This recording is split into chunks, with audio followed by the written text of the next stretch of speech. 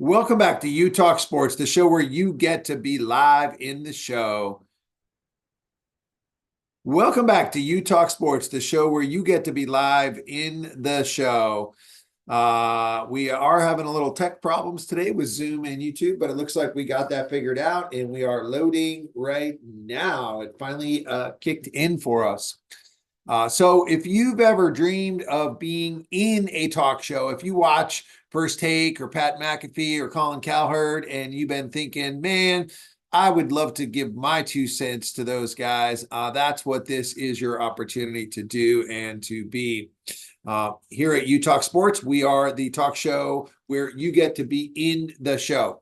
If you're watching us on YouTube, we'd love to have you join us on Zoom. And I'm going to drop the Zoom link in there. And if you're watching us on Zoom, if you're here on Zoom, please make sure to join us over on YouTube as well. I'm going to pause this and we're going to hop over there. I'm going to put the link for everyone here. So for those of you that are here on Zoom, if you could hop over to YouTube and just leave us a comment in the live chat there so that we see and test everything's working. And then we're going to dive into getting your takes here tonight. Once soon as we get a comment from everyone. You will need to have your camera on in order to participate. If you're having any tech problems, I totally get that. We were having some tech problems ourselves here tonight, but you'll need to come back another night. We can't have you giving your take. We're about building relationships and community here. And if we can't see you, it's hard for us to really connect with you. So Ryan was mentioning he's having some tech problems. Try to get that figured out and come on back again tomorrow night, Ryan.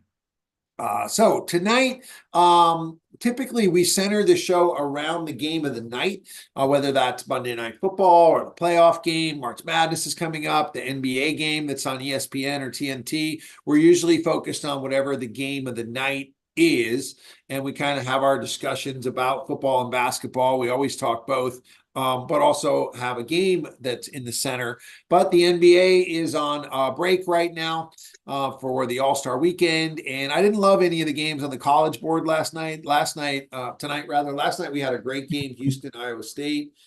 Tonight, but they got Syracuse and NC State on ESPN. I wasn't real excited about that. Actually, that's on ESPN too. I'm watching because I like that better than Arkansas, Texas A&M over on ESPN.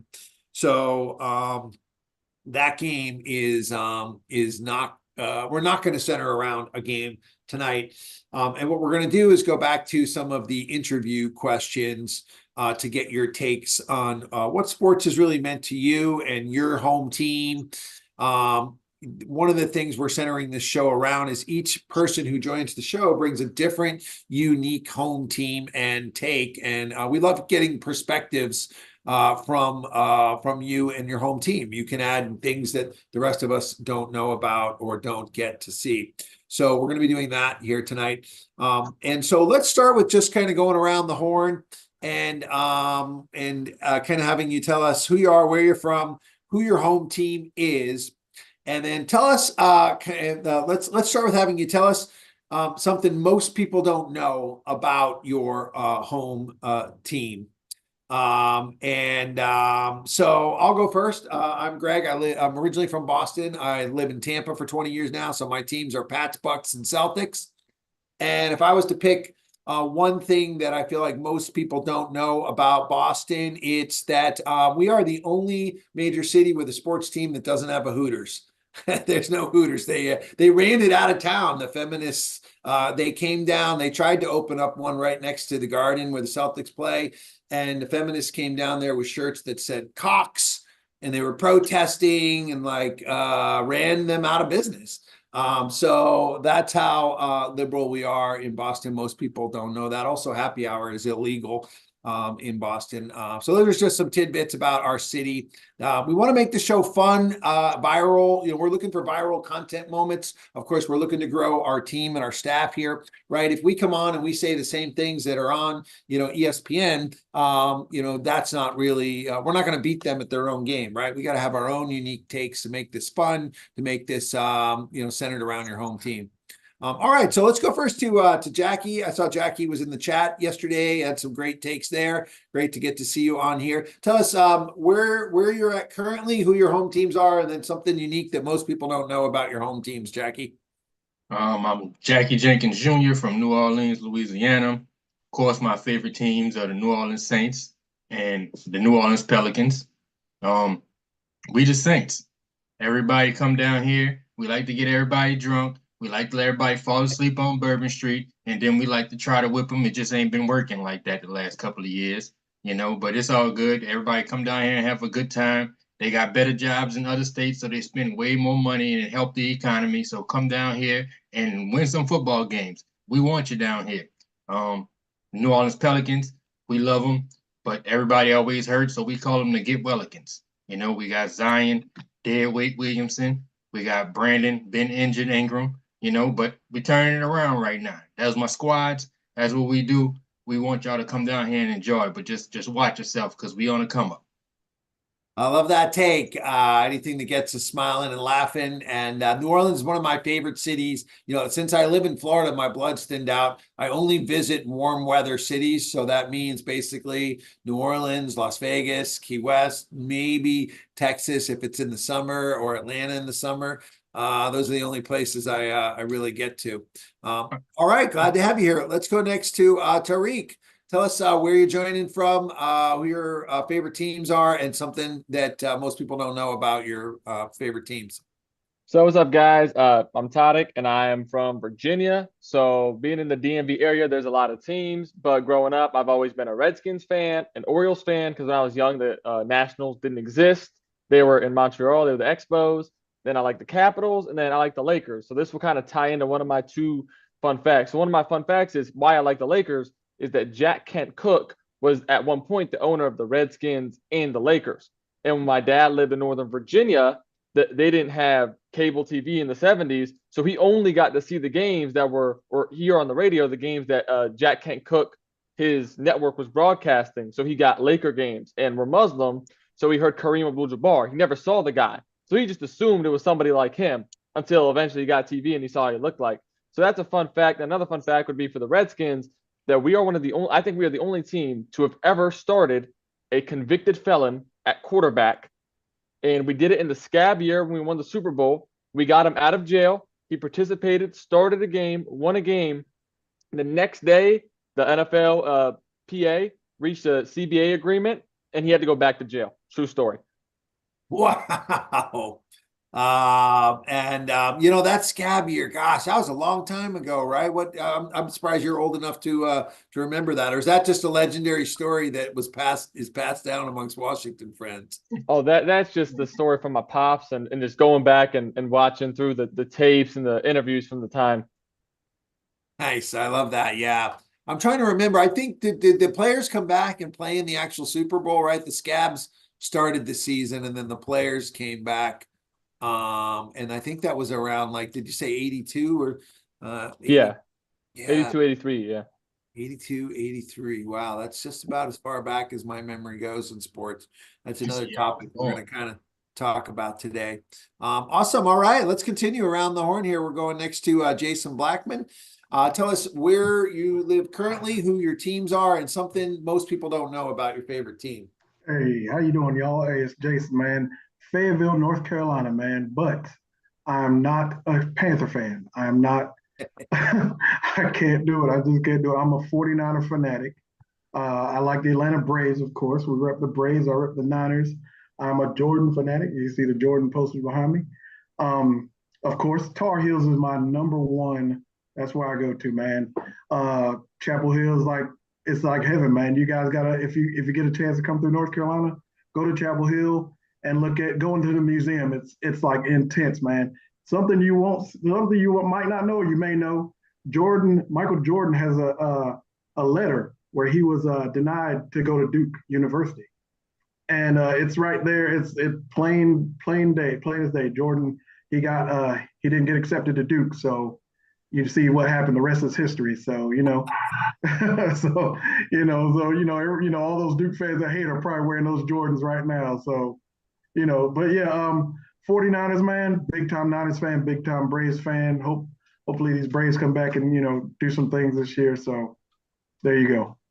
Nice. Wow, that is a really interesting story. I was a big fan of the ACC, and college basketball was my favorite sport in the 80s. It was amazing. So I love hearing little nuggets like that. And my parents are actually retired in Cary, which is like in the Raleigh area.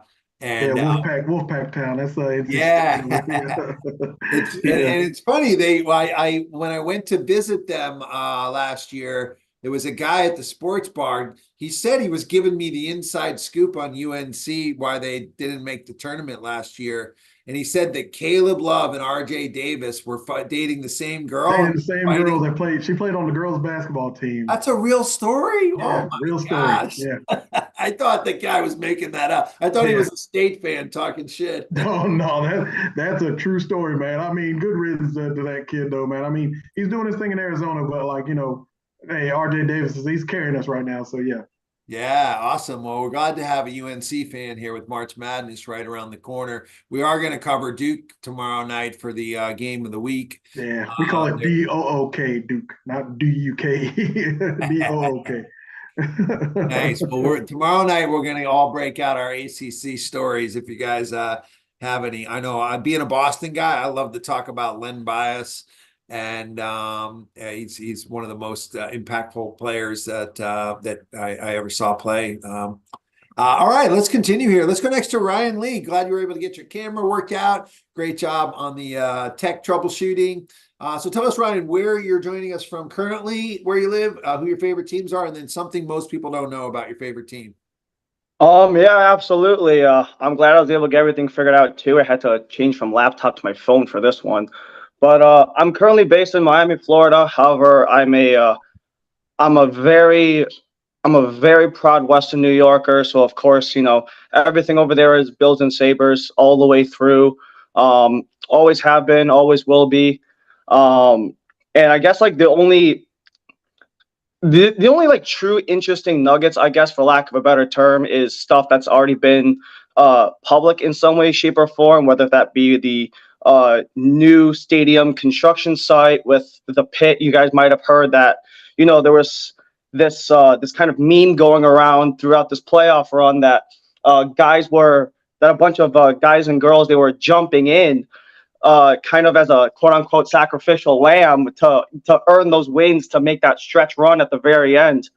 And I've never done that myself. And believe it or not, I guess the only other interesting thing, I guess, is the quote unquote term Bills Mafia, kind of referring to the Bills fan base. It actually started off as a social media joke that caught on, like it caught like wildfire.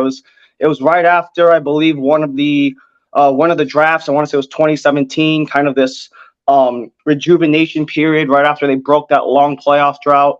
It kind of just was this one recurring joke on social media, and it just caught fire. And now, Bills Mafia, Western New York, everything that could possibly be associated with Western New York actually just started off as a little social media joke, and now it's been running ever since. That's fun. What was the joke? I'm curious, like, how did on the origin to this? I don't know the exact. Like details of it. I remember it was from a guy. His name is Del Reed. He was actually the Bills nominee for Fan of the Year this past season. He kind of just said like, I think it was right around the time when they were trying to make those final couple of games. It was like, it was something like in the final game of week 17 at the time. It wasn't 18. It was 17 back then. It was basically along the lines of like, hey, Bills Mafia, come to South Florida. We need you to bring these guys to the playoff run. And essentially, somehow, some way, right after, especially right after the playoff drought, it just kind of, what do you call it? It kind of bred from the success that came from the 17-year playoff drought finally ending. And then, success just kind of becomes a catalyst for a lot of other things, no matter what it is. Yeah, I love that. And I love Bills fans. I mean, nobody circles the wagons like them Buffalo Bills, right? As Absolutely would have. All right. Well, great to have you here tonight. All right, let's go next to Blaze Hunter. Tell us where you're joining from, Blaze. Looks like somewhere Can you cold. hear me? Did What's going on, man? This is your resident Miami fan, Miami Heat, Miami Dolphins. Tomorrow we're gonna watch Duke get slaughtered by the Canes. So I'm happy. I'm here. I'm happy. We're ready to party. We're ready to get live. Like Thank y'all for 75 having me. degrees in Miami, isn't it? And that's what you're wearing? Yes. Miami think it's New York for some reason. I don't understand why. It's blasphemy. It's what it is. That's actually hilarious because I have my windows open because it's too warm inside. I'm inviting the cold air in, so I'm doing the exact opposite. Actually, I'm wearing a t-shirt and shorts at the moment. I see you in your hoodie and your toque, so I totally get that. Yeah, if I was picking which one of you guys, you're here in Miami, but you're from New York, right? Yeah, I'm a born and raised Western New Yorker, but I moved here for work stuff. So it's kind of one of those things. It's kind of in a weird way a homesickness thing for me personally. It makes me feel like it's familiar. Me, I can't stand it. I Right, like the Blaze, snow what's one on thing on your TV. Dolphins that most people don't know? Oh, that they're cursed. That's what it is. The Dolphins are cursed. Say what you want. Anytime you see us in any type of loss, it's because of injury. I don't know no one that we always be on a good roll, and then I don't know, maybe it's the Bills that all the people that's jumping in the pit and doing all of that use whatever type of voodoo and they cursed us, and that's what it is. It's not because no one is good enough. It's not because the coaching staff is tripping. It's not even because of the quarterback. It's because we're cursed. That's because everything's how I'm gonna tell the artificial, story. man. Everything's artificial from the sand to the body parts, and they can't last through a whole football season. Miami, yeah. Cursed, I tell you. All the way back to Dan Marino, they might be cursed. I mean, ever since they put us in the and what was the Jim Carrey movie? The Ace Ventura. We've been cursed ever since. The Herd. I was gonna say, if anyone knows anything about about voodoo, I expect that to be the guy from NOLA over there, especially because I just came back from New Orleans last night, so I'm very well versed on all that voodoo and curse stuff. So it totally could be that kind of carrying over. We don't do the voodoo in the city. We save that for the country parts, man. You got to drive 2 hours. Good. All right. Well, we're glad to have you back, Blaze. All right, let's go next to Cameron. I know who your teams are, but go ahead and tell us, tell the audience who your teams are and where you're currently at, and what's one thing we don't know about your 49ers. All right, so I reside out here in Southern Oregon. There's not really many professional sports teams, so I like to go for the Northern California sports teams. That's where all my family's from, anyways. I've actually been to a few games. Actually, cool little fact, I think I might need to go back to a San Francisco Giants game because I went to a game in 2010, I went to a game in 2012, and I went to a game in 2014. And guess what? They won the World Series all those years. So I think it's time I go back. I think we're due for a chip. The Warriors, I'm a Warriors fan all the way. Love the team. We haven't broken it up yet. You can't argue that this core is one of the best cores to play in NBA history. All right. Haters That's are going to LeBron hate. James' fault, man. That's LeBron's And fault. then the Niners, a little cool fact about the Niners. I don't think a lot of people really know how the Niners got their name. It has to do with the gold rush and people coming out in 1849. So that's a cool little fact. And then, of course, since I'm out here in Oregon, I'm a Ducks fan. And you know what I got to say about the Ducks? We got the best mascot in the game, all right? Puddles, the duck. It used to be a live duck as the mascot, but hey, we're the only team that's got rights from Disney to use Donald Duck as our mascot. And he does a crap load of push-ups every season. That's lit. There's a good fact that most of us didn't know. Now wait, Northern California, when you say Northern California, the first team that pops to my mind is the Sacramento Kings. How come you didn't take to them? Well, like I said, all my family's from Walnut Creek, California, which is in the Bay Area. So I spent a lot of time as a kid hanging out in the Bay Area. And like I said, I've gone to some Giants games, some Warriors games. I haven't been to a Niner game, but I would like to go out there to Santa Clara and catch a game. I hear the stadium's pretty cool. Nice. I thought the Niners got their name because they all married gold diggers. That's a good one. That is a good one. Could be. Could maybe if that's maybe they're getting them from Miami, right? All right, let's go next to Dan. Dan, great to get to see you tonight. Tell us where you're joining from, who your favorite teams I live are, in Long and Island, what's New one York. fact we don't know about your favorite team. Oh yeah, so if you didn't hear me, I live in Long Island, New York. My favorite basketball team is the Miami Heat. I'm not a front runner, been a Heat fan since '05. My favorite players from the Heat were is Shaquille O'Neal, Dwayne Wade. It's just like 2 years in a row, like Jimmy Butler and the rest of the Heat players just can't get the job done and win that chip. It's just hopefully and also too bad that LeBron left. And I'm a New York Islander fan. I only if they did a more better. Gotcha. Okay. And any And fun I'm a New facts York Jets fan. about Miami? Like how what any fun facts, or how did you wind up being a Miami fan in Long Yeah, Island? since 2005, I didn't know my place of who's my favorite basketball team.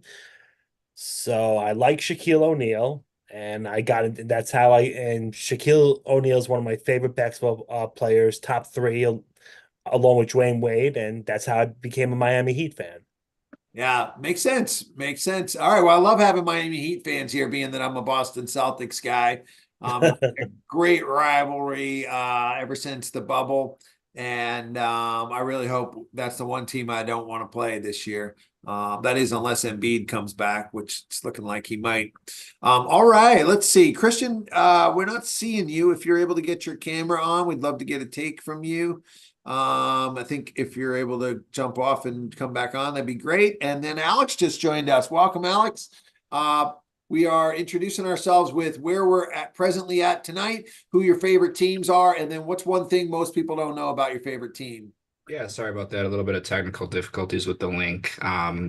So I am in Madison, Wisconsin, originally from Milwaukee, Wisconsin. So take a wild guess who my team is. The Green Wisconsin, Bay right? You got Packers, to be right? The Bucks, Bears. Packers. The Bears. It's the Minnesota Vikings.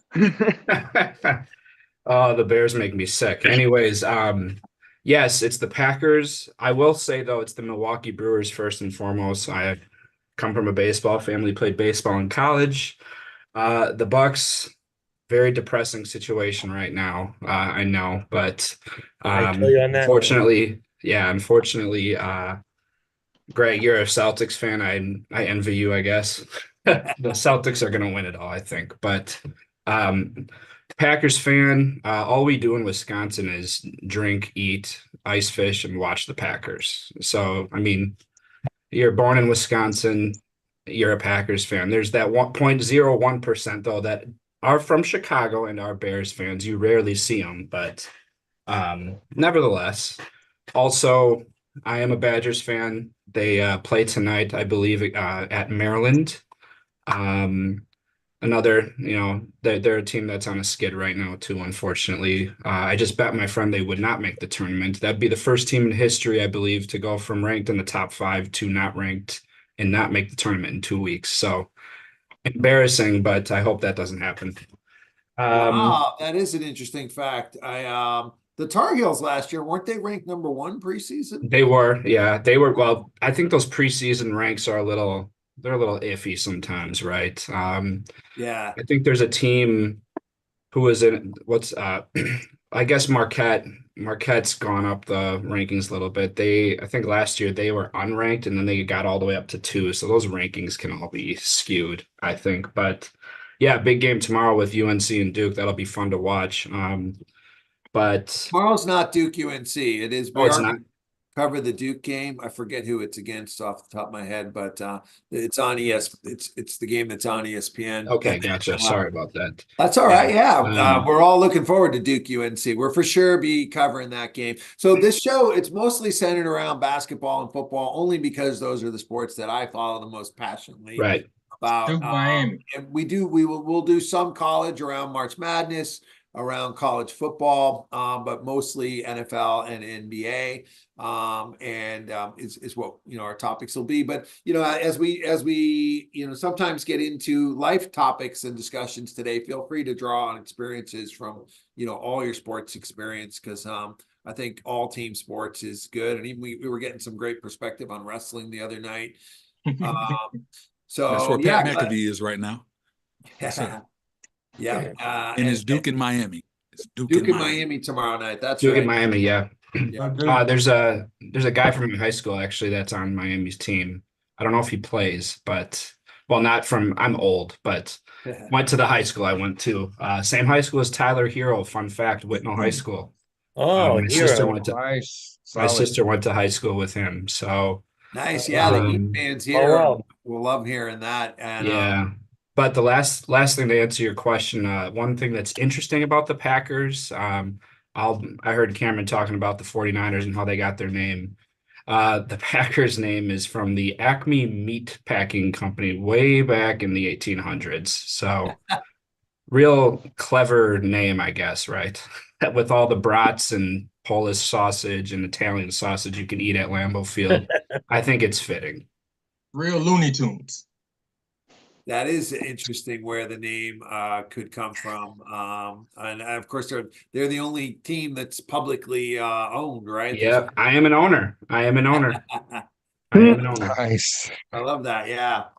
Yeah, a quick story about Wisconsin. So, my kids are grown now. Might have them on the show sometime. But they grew up in Tampa and had never seen snow until I finally took them on a road trip to Colorado. My daughter was about 10 at the time. And we're up on the mountain on Aspen and freezing our asses off because we're from Florida, right? It's probably like, I don't know, 30 or 35. And we see these people in shorts. And we're like, oh my gosh, we got to go talk to those people. And we go up to them and we're like, are you guys crazy? It's 30 degrees here. What are you doing in shorts? And they go, oh, we're from Wisconsin. Like, this is a nice, beautiful day for us. Yeah, my old swim coach actually used to do the same thing. He'd walk into practice. We'd see him like there's a glass door right outside like our practice pool, and outside is a glass door, and we always see him walking in. He's always wearing like a singular like North Face jacket, not even a coat. It's like a regular like just regular jacket, and like shorts with sneakers with ankle socks, not even high socks. Like so that's totally weirdly normal. And I'd be lying if I say I haven't done that once or twice myself. I'm doing it right now. I got shorts to the on. South. That's the South, baby. That's the South. That's our Wisconsin people. Well, we're glad to have people from all over the country, all different perspective from all different teams. Next, let's go to Christian Inslee. Glad you were able to get your camera working. Tell us where you're tonight, who your favorite teams are, and one thing most people don't know about your favorite team.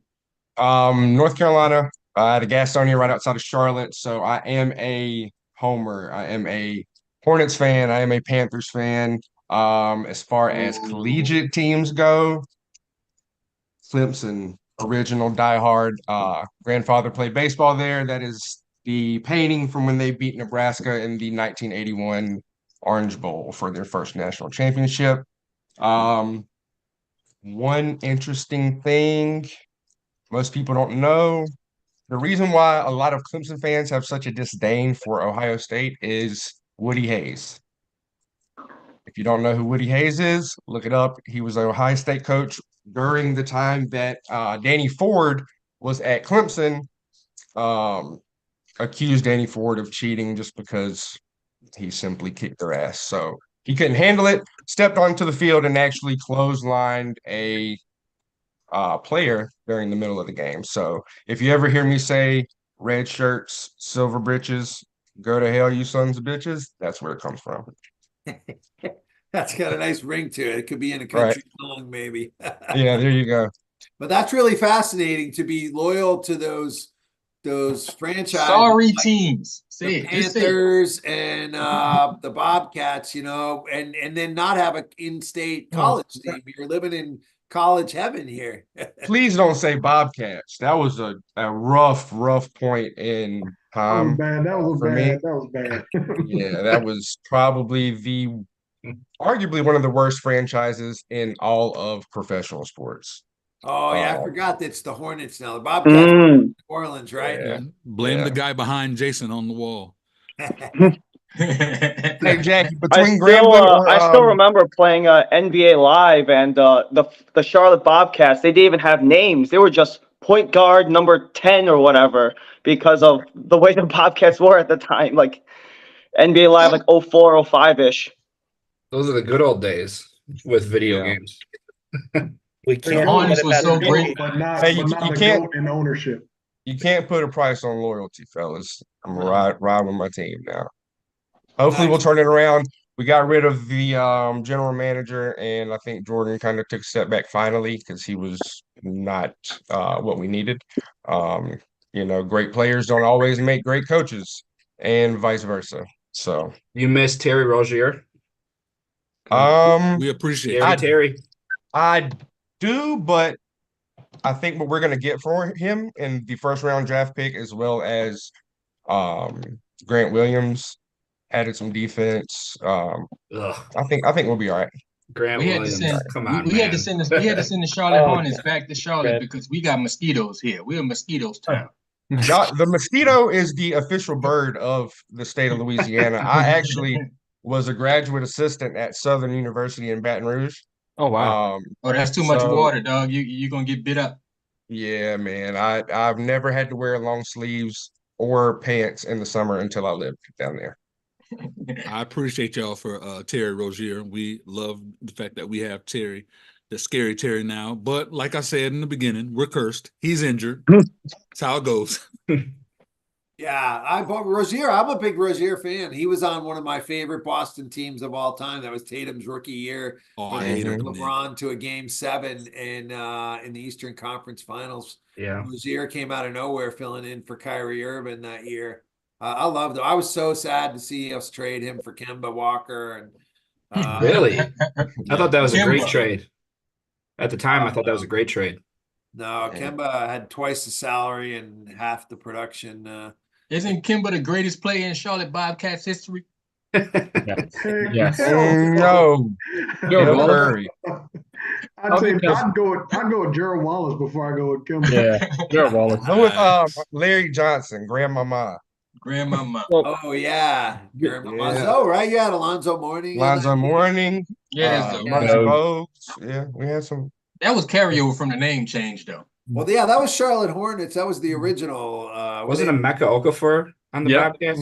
First pick. Yes. One of the biggest busts. I'm gonna tell you the reason I don't go. Adam for Morrison, biggest Oh, bust. God. Sean May, biggest Yeah. bust. Greg Oden. On and on. Greg Oden. Awful. The Awful. reason I don't go for these Hornets, man, is because Trajan Langdon is the assistant coach on the team. I will not go for no Dookie whatsoever. So, no. We got Spoken a team like a- full of Dookies down here. We Duke. We just take them out of Duke and bring them here. Coaches, it don't matter. We like them all in New Orleans. Yeah, you can keep Zion, man, because that dude ain't doing not a nerd nothing. Dead weight losing weight now, man. He coming up. Yeah, we man. got to You bring get ready. we got to bring Zion. Food's Zion. too good. He can't stop We eating got to in do New bring him to the Orleans. heat. He in the no wrong lie. place, man. We I are s- training. The it- heat culture gets it's Zion true. right. I gained 40 pounds when I moved down there. Oh So, my God. yeah, easily. That's why No, it got too Coaches- good. Your food too good. You got to bring it's Zion too good. to It's Miami. too good. If a head coach of a collegiate football team is in great shape, that just goes to show how disciplined he is, and it carries over to his program. That's what I think you believe. can say the same thing about anyone in life. Yeah. Your body is a reflection of how your self-discipline is. All right, let's finish our introductions. We had Will and David join us here. Will, you're telling everyone where you're joining from tonight, who your favorite teams are, and one thing not everyone here knows about the Cleveland Browns. Go ahead. Yeah, I am in Charlotte, but I said I'm a Hornets guy, so they've kind of transformed. I'm from Ohio. I moved here a few months ago, I like the Bobcats, or not the Bobcats. I'm joking. The Hornets. I think they got some talent with with the Ball and Miller. I have been to what 12 countries. Yeah, so that's kind of interesting. Are you asking something that they might know about the team or about One me? thing we don't know about the team. Yeah. Oh, we had one of the greatest random QB runs ever. No, I don't know. I don't know, man. Something they don't know about the team. I don't think a lot of people know that they were bought out by someone else. They moved. I don't think everyone knows that. Did everyone know that the Browns moved The teams? original Now Browns they're the moved. Ravens. Yeah, Mm-hmm. original Okay. Browns was I'm Ravens, but the around Browns sports was went to the people, so Ravens. we all know that. Yeah, the average fan does not know that. The Yeah, Browns no, are the that's great. Charlotte Hornets of the NFL.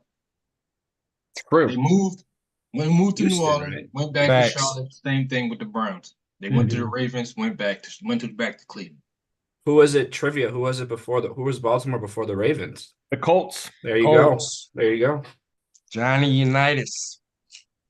Also, I'm a New York Jets fan, and one interesting fact about the Jets, the reason why they were called the Jets because they were entering the space age, and the old stadium was in between JFK and LaGuardia Airport, if you didn't know that. Oh wow. Nice. Explains your background. There you go. Hey Dan, can you give me a 10-second thought on Aaron Rodgers as a Packer? Oh my He God. can't do that, man. Aaron Rodgers ain't played 10 seconds all season. Oh, please. Oh man, it's a nightmare. I know with the draft or at their pick 10, it's very hard to say, but I recently heard like last week Woody Johnson said we didn't have a quarterback last year, and they might, who knows, they might pick a quarterback first in the first round. That'll be, it's just Woody Johnson. I feel like he's just been not that good of an owner for many years, and we got to build our offense better. The defense, I would say, is good, but it could be a little bit better. So that's what I got to say about the Jets. The And Jets had a quarterback for 3 plays, man. Get it right. actually 4. It was 4. You are correct. I love Well, I guess they don't count the one because one was a flag, so I guess it technically doesn't count. we have the whole AFC East represented here. Like that clearly shows what the best fan division is in all of sports, based on our turnout here tonight. All right, let's go next to David to close things out. David, tell us where you're joining us from tonight, who your favorite teams are, and one thing most people don't know about Houston. Yeah, Houston sports all day. Rockets, Astros, Cougs, Texans. I actually grew up a Dolphins fan. I was saying that in the chat. I grew up a Dolphins fan. So they changed the logo to the flying whale thing. I used to be able to reel off the entire roster. But anyways, as far as a random fact or unknown fact, it's not so much about the Texans, but the Texans ownership group. So before Robert Kraft actually purchased the Patriots, Bob McNair, the guy who brought the Texans to Houston, he was actually in the running to purchase the Patriots and when he was going to move them to Houston. So that's a big what if, would we have gotten Belichick? Would we have gotten Brady? So that's one of the fun what ifs about Houston sports and the Texans specifically. Wow, I didn't know that. That is really interesting.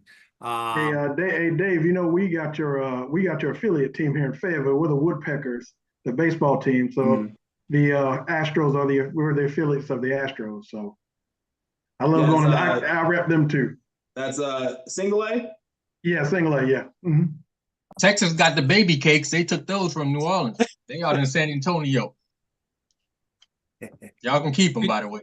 We had the Honey Hunters that just defaulted on all of their bills. They couldn't pay their players, getting sued by the city. It's a absolute mess over here for our minor league baseball team. That sounds like Major League, man, the movie. We actually just built a brand new minor league stadium for the Nationals. They're called the Fredericksburg Nats. They moved down from Northern Virginia, like right down the road from my house. So like now we have a minor league team like 10 minutes away from me. Nice. All right. What's Charlotte like for MLB? What do they do? Charlotte guy, whoever you are, I don't talk to you. Charlotte Knights, that's about it. Braves. The Braves. Okay. If you're in Charlotte, you got to pull for the Braves. Okay. Got Closest and best MLB team for you. Nice. All right. Well, we got everyone introduced here. I love building this community, starting to build relationships together. We're going to continue going around the horn with some different topics and questions I've picked out for tonight. If you joined us late and missed my introduction, I'm Greg Wells. I'm the host of You Talk Sports. We're the talk show where you get to be in the show. If you're watching us on YouTube, the show's really for you. We're here. We're the entertainers. We're here for you. We're not here for each other's entertainment. Oh, it is kind of fun being up here. We're here for you. And we'd love to have you join us up here on Zoom. I'll put the link again to join us on Zoom in YouTube. And what I want to have everyone who's here on Zoom do now is go over to YouTube, if you have that in another browser. And I want you to put into the chat, who's the number one most hated team for you? And you got to pick one. And go around the horn and tell us why. Don't shout it out yet. We'll go around the horn. And let's just take a look at what we've got in the chat here. We got Cowboys, NFC East is here. Let's see. We got some Charlotte fans talking about how great their announcer is. Some Buffalo fans here. So come on over, if you're on Zoom, over to YouTube and just put in here who is the number one most hated team for you guys. Mine's really close between two teams that the Patriots hate, but I gotta say those New York Giants are by far the one that's broken our hearts the most here. And let's just give some shout outs to Drew, and Slim Profit is here in the chat. Let's see, I think everyone else who's here in the chat. Alvin, great to see you again. Alex is here in the chat. We'd love to have you guys join us up here on Zoom. I'm going to put the link here in the chat for you to join us. And yeah, I'll just kind of circle back to my story of our teams too. So I'm originally from Boston, grew up watching every Patriots and Celtics game my whole life. And even though I moved to Tampa, it's now 23 years ago, right after they won the Super Bowl, is when I moved and raised my kids in Tampa. So my kids and their mom, they're all Bucks fans. So I kind of adopted the Bucks as well. And so if you can imagine, when Brady came to Tampa, which was kind of out of the blue, that was like a dream come true for me. I'm like, oh my gosh, if he's got to go anywhere, he's following me down to Florida. He's following in my footsteps. And then he comes down and he leads that team, of course, to success in his first year in Tampa. And there was a crazy moment, a moment I hope none of you ever have, where I'm at, like, Brady's my guy. Like, he stands for doing things later in age, like I'm trying to do with starting the show. And he's won so much for us. And Tampa plays New England that first year. It's the most highest rated game of all time. And I'm like, oh my gosh, who am I going to cheer for in this game? Mac Jones is a rookie. And it was early in the year, so I thought the Pats were going to suck. I had no idea we'd make a wild card that year. And so I rooted against the Pats in that game. I rooted for Brady against I would have swore there would be nothing in the world that could possibly make me root against the Pats. And a lot of my Boston friends really were on me about it. A lot of Boston fans hate Brady for leaving. They say you don't leave no matter what. And now you're going to cheer. They told me, this is like, Greg, if your wife leaves you for a younger man, you don't cheer for her to go win with that new team and partner. Like, that's crazy. That's what Brady did. He left New England for a better team to chase rings. You don't cheer for somebody for that. That's how crazy some of the Boston fans are. But for me, I cheered for Brady and the Bucks, and then the Pats suck. And I really thought the Bucks were going to suck this year. I was kind of surprised they were decent. And now I'm like, now that Brady's gone, it's been such like a run with Brady, like 20 years of my life with Brady. I'm like, and the Pats are so unwatchable, and the Bucks, I feel like they should just blow it up. I don't know what they're trying to do, they're going to stay middle of the pack if they keep Baker. And so I'm like a man without a team in a way. I'm also single. And as I've been going on some dates, I've been telling people, hey, I'm ready. I could be swayed to a new team right now because the Pats are unwatchable. And so I'm really taking in everything you guys were sharing as I'm kind of searching for a new team. And because it's been this real inner conflict around football. All right, so we're going to go around the horn with the most hated team and why. I think ours is obvious. The New York Giants. As much as I hate Peyton Manning and the Colts, the Giants broke our hearts twice, and are really the only team I really hate in the division. You know, I actually have a lot of respect for Miami, Jets, and Bills. Like I've been to games in all those stadiums and have had a great time. All right, let's go around the horn. Jackie, who's the most hated team for you and why? Oh, it's so easy. It's the Atlanta Falcons. Why? Because what's good in Atlanta? Nothing. They are Got that right, useless. Jackie. That's ridiculous. I'm sure you were thrilled when Jameis handed the ball off on the last play. Oh, it was wonderful. I thought the only bad thing about it is now Jameis is gonna get cut. That's it. But other than that, it was the most beautiful thing I saw all season because our team was kind of horrible. We scored 40 points for the first time all season. The only thing good actually from Atlanta is the Yin Yang twins. And that's because they made Stand Up, Get Crunk, and that song carried us to a Super Bowl. So if you ever here in New Orleans and you at a Saints game, you're going to hear that song every time we score a touchdown. Gotcha. All right. That's interesting, Atlanta. I almost thought you might just go with Goodell and all the games they've refs have kind of fixed against you guys. Goodell can't eat down here. He knows he can't eat down here. That really okay. wasn't Okay. a choice on that. All right. Let's go next to Will. Will, who's the most hated team and why?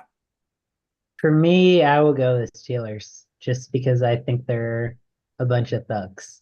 I can see a Browns fan feeling that way. I'm sure they treat you like thugs. All right, Alvin, great to see you. Who's your favorite team, and who's your most hated team? My favorite team is here we go, Dallas Cowboys.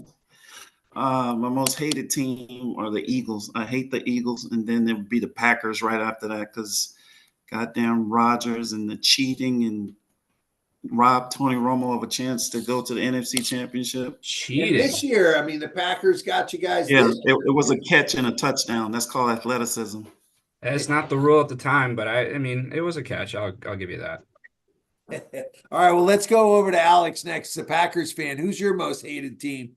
Well, now it's the Cow. I'm just kidding. No, as a Packers fan, you're gonna think I'm gonna say the Bears, but the Bears are just irrelevant in my lifetime. I think it's like 40-5 the Packers are against them in the last decade or so. But personally, I'm a baseball guy. First and foremost, it's the Cubs. Brewers are the smallest markets in baseball, and we get the Cubs fans up at Miller Park every series, and you go to a game, you're trying to enjoy it, and the Cubs fans, prices are cheaper up in Milwaukee. You can tailgate, you can get drunk and party, and they're pretty obnoxious if you want to enjoy a baseball game. But I'd have to say Cubs, and then I'll say the Bears just to keep the so-called rivalry alive and fun. Nice. Yeah. I always find it interesting. Sometimes a team thinks they're the rival. Like where I'm from in Boston, all the Red Sox fans are like, yeah, we have this big rivalry with the Yankees. And you ask the Yankees fans and they're like, you guys aren't even on our radar, up until the last, 10 years or so. Like we're like the Mets are our crosstown rival. And, we battle it out more with Baltimore. Like it's funny how they think they're, that's their rival.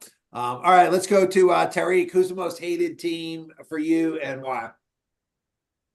So being a Redskins fan, I despise the Dallas Cowgirls. I mean, I could go the Giants, I could go the Eagles, but I just can't stand Dallas. I don't like what they're about. I don't like any of their players, anything. Sorry, Alvin. I just can't stand Dallas. I mean, look, they've probably had a little bit more regular season success than us in Washington. It's been depressing. Don't become a Washington fan. You'll go gray early. I'm 22. I got gray hairs because of it. But they haven't won anything since we haven't won anything. So it's been 30 years. I can't stand them. I had to go to school with Dallas fans. Dallas, by far. Then NBA, I'm a Lakers fan, so I don't like Boston. They're the only team I won't wear their jersey. I know you're a Boston fan. I respect Boston, though. I respect Bird. I got Indiana State jersey. I respect Paul Pierce, KG. But Dallas, man, I can't do it. I don't like that we hired Dan Quinn because he has Dallas blood all over him. I don't like it. 28-3. Yeah, you know, it's funny, you know, I'm the same way with Celtics Lakers. Like I hate the whole city of LA because of the Lakers. But yet when I do my top 5 NBA players all time, like Magic and Kobe are in there and Bird's not. You know, I feel like I can be objective and respect the players as well. All right, let's go to Jason. Who's your most hated team and why? All right. So, you know, like I said, big Niners fan. I mean, I could go, you know, Cowboys, Seahawks, but down here in North Carolina, Duke is by far the worst. I cannot take Duke for that. It's got to a point where I can name players from the past and certain plays that they beat us with. You know, I can go when Gerald Henderson broke Tyler Hansborough's nose. I can go with Chris Duhon hit us with the layup. Seth Curry shooting you know, the three. Austin Rivers shooting the three. You know, they beat us on buzzer beaters. It's the Duke thing is just it's kind of split here. It's like you're Duke, you're Carolina State, and nobody else matters. It's just Duke, Carolina here. You know, Duke people, you look at them, you flip them off. You talk shit to the kids. I don't care if I see a kid wearing a Duke hoodie, I'm gonna talk shit to him. I'll say, hey, you worship a devil. It doesn't matter if it's a red, orange, or gray. It's a blue devil. You worship the devil. So, you know, Duke is a team that I cannot stand. But like I said, I got a lot of knowledge with Duke, so I can name players. You know, Cherokee Parks, Christian Laettner. You know, Christian Laettner was on the dream team, man. Yeah, I mean, but he was there. He was just a spot fielder. He was just a spot holder. That's it. He was carrying the bags for Jordan, the ultimate Tar Heel. You know what I'm saying? So that's my take. Duke I see a lot of hate there both ways on that one. And you know, my parents, as I mentioned, live in the Raleigh area, and so for my dad's 75th birthday, I took him to see a game. It was UNC versus Duke at UNC. And it was a great game. It was the year Brandon Ingram was there, and Duke won at the buzzer at Carolina. Grayson Allen was on that team, and I think NC went to the Final Four or that year. But I remember, so Duke wins at UNC. Brandon Ingram and Grayson Allen hit some shots at the buzzer. It was a really close game. I remember the student body walking out, and this girl was like, my whole senior year is ruined now because we lost to Duke at home. My first Duke Carolina game, Jeff Capel hit the half court shot on us. Ooh. And that just like, we couldn't leave, man. It was just five people. I was like 15, 16 years old back then. And we were just trying to leave. I was playing a baseball tournament in Durham. And they let us watch the game, and he hit that half court shot on us, man. They saw me in that hoodie, man. I was like, oh God, let me get out of here safe, man, because I wanted to piss on the Krzyzewskiville sign. Awesome. All right, let's go to Blaze. Who's your most hated team and why? It's the Cowgirls. Sorry, Alvin, not sorry. It's them.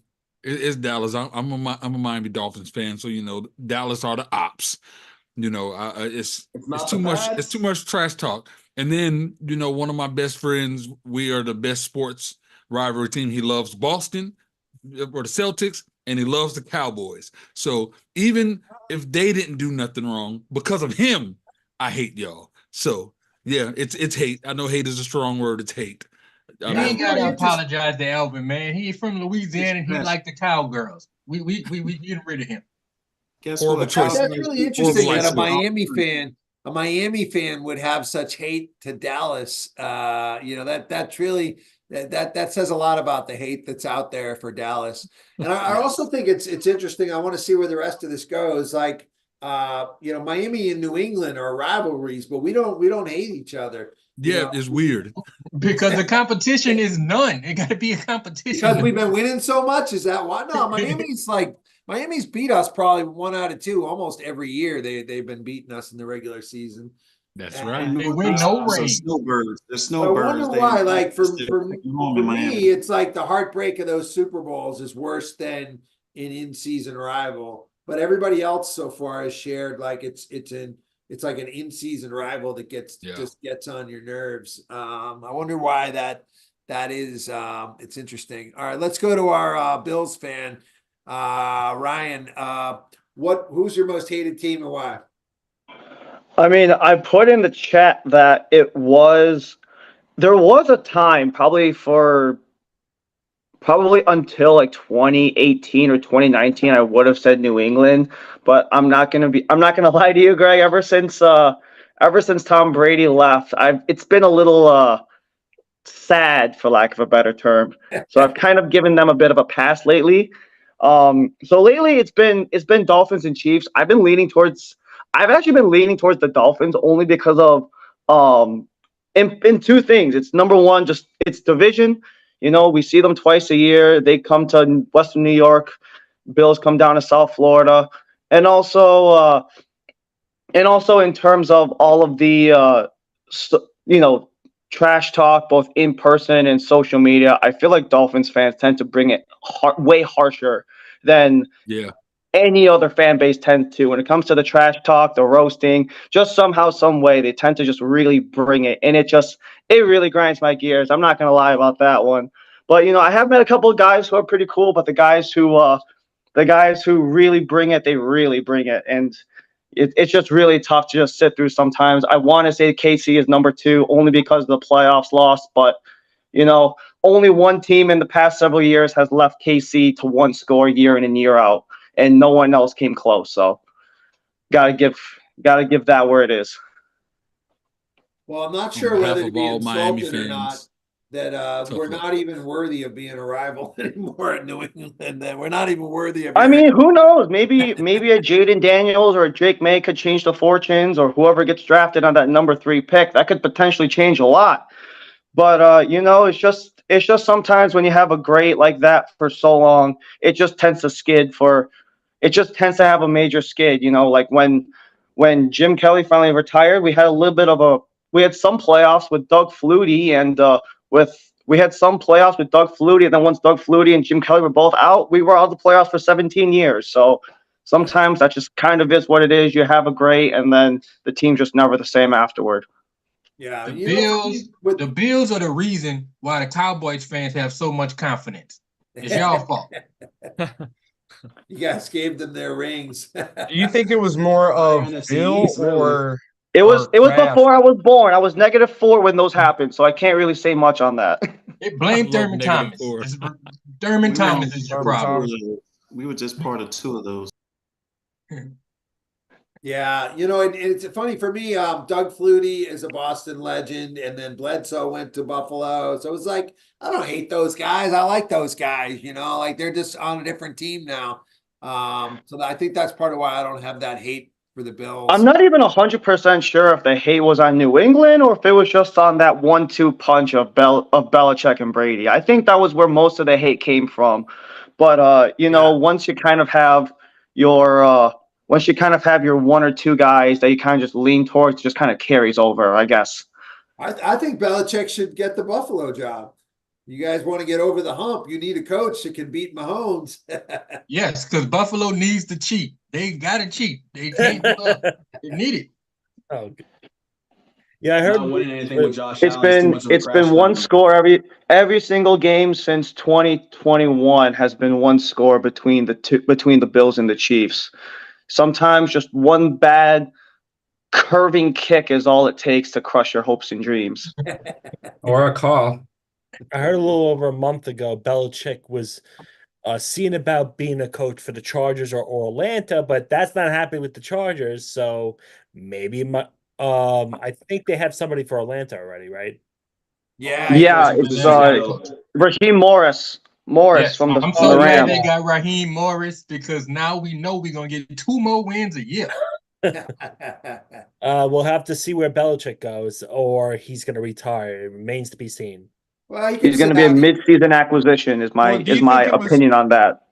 I Do you think he'll think sit that out a year and come back, get the Dallas job or the Buffalo job. He wants Shula's record. Yeah, Shula's. So, Yeah. Atlanta came out and said that they thought he was only going to stick around for 2 years to break the record, and that they wanted somebody who had a longer term vision than that. That's why Oh, I Atlanta see. didn't go with him.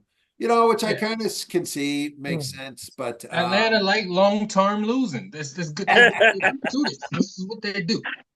Yeah, I'll never forget that Patriots game with the Super Bowl when they versed Atlanta. Oh, we'll never forget that. yeah. So who's your most How can hated you team, not? Dan? Dan, who's your most hated team? When Brady used to be around on the Patriots, no offense, Greg, the Patriots. Hey, I'm proud of making you guys hate us. We work hard at that. But ever since Brady left, I actually had a discussion with my friend today about this. They're becoming a dynasty, and now I feel like the Chiefs are becoming like the new Patriots with Mahomes and with Mahomes and Reed.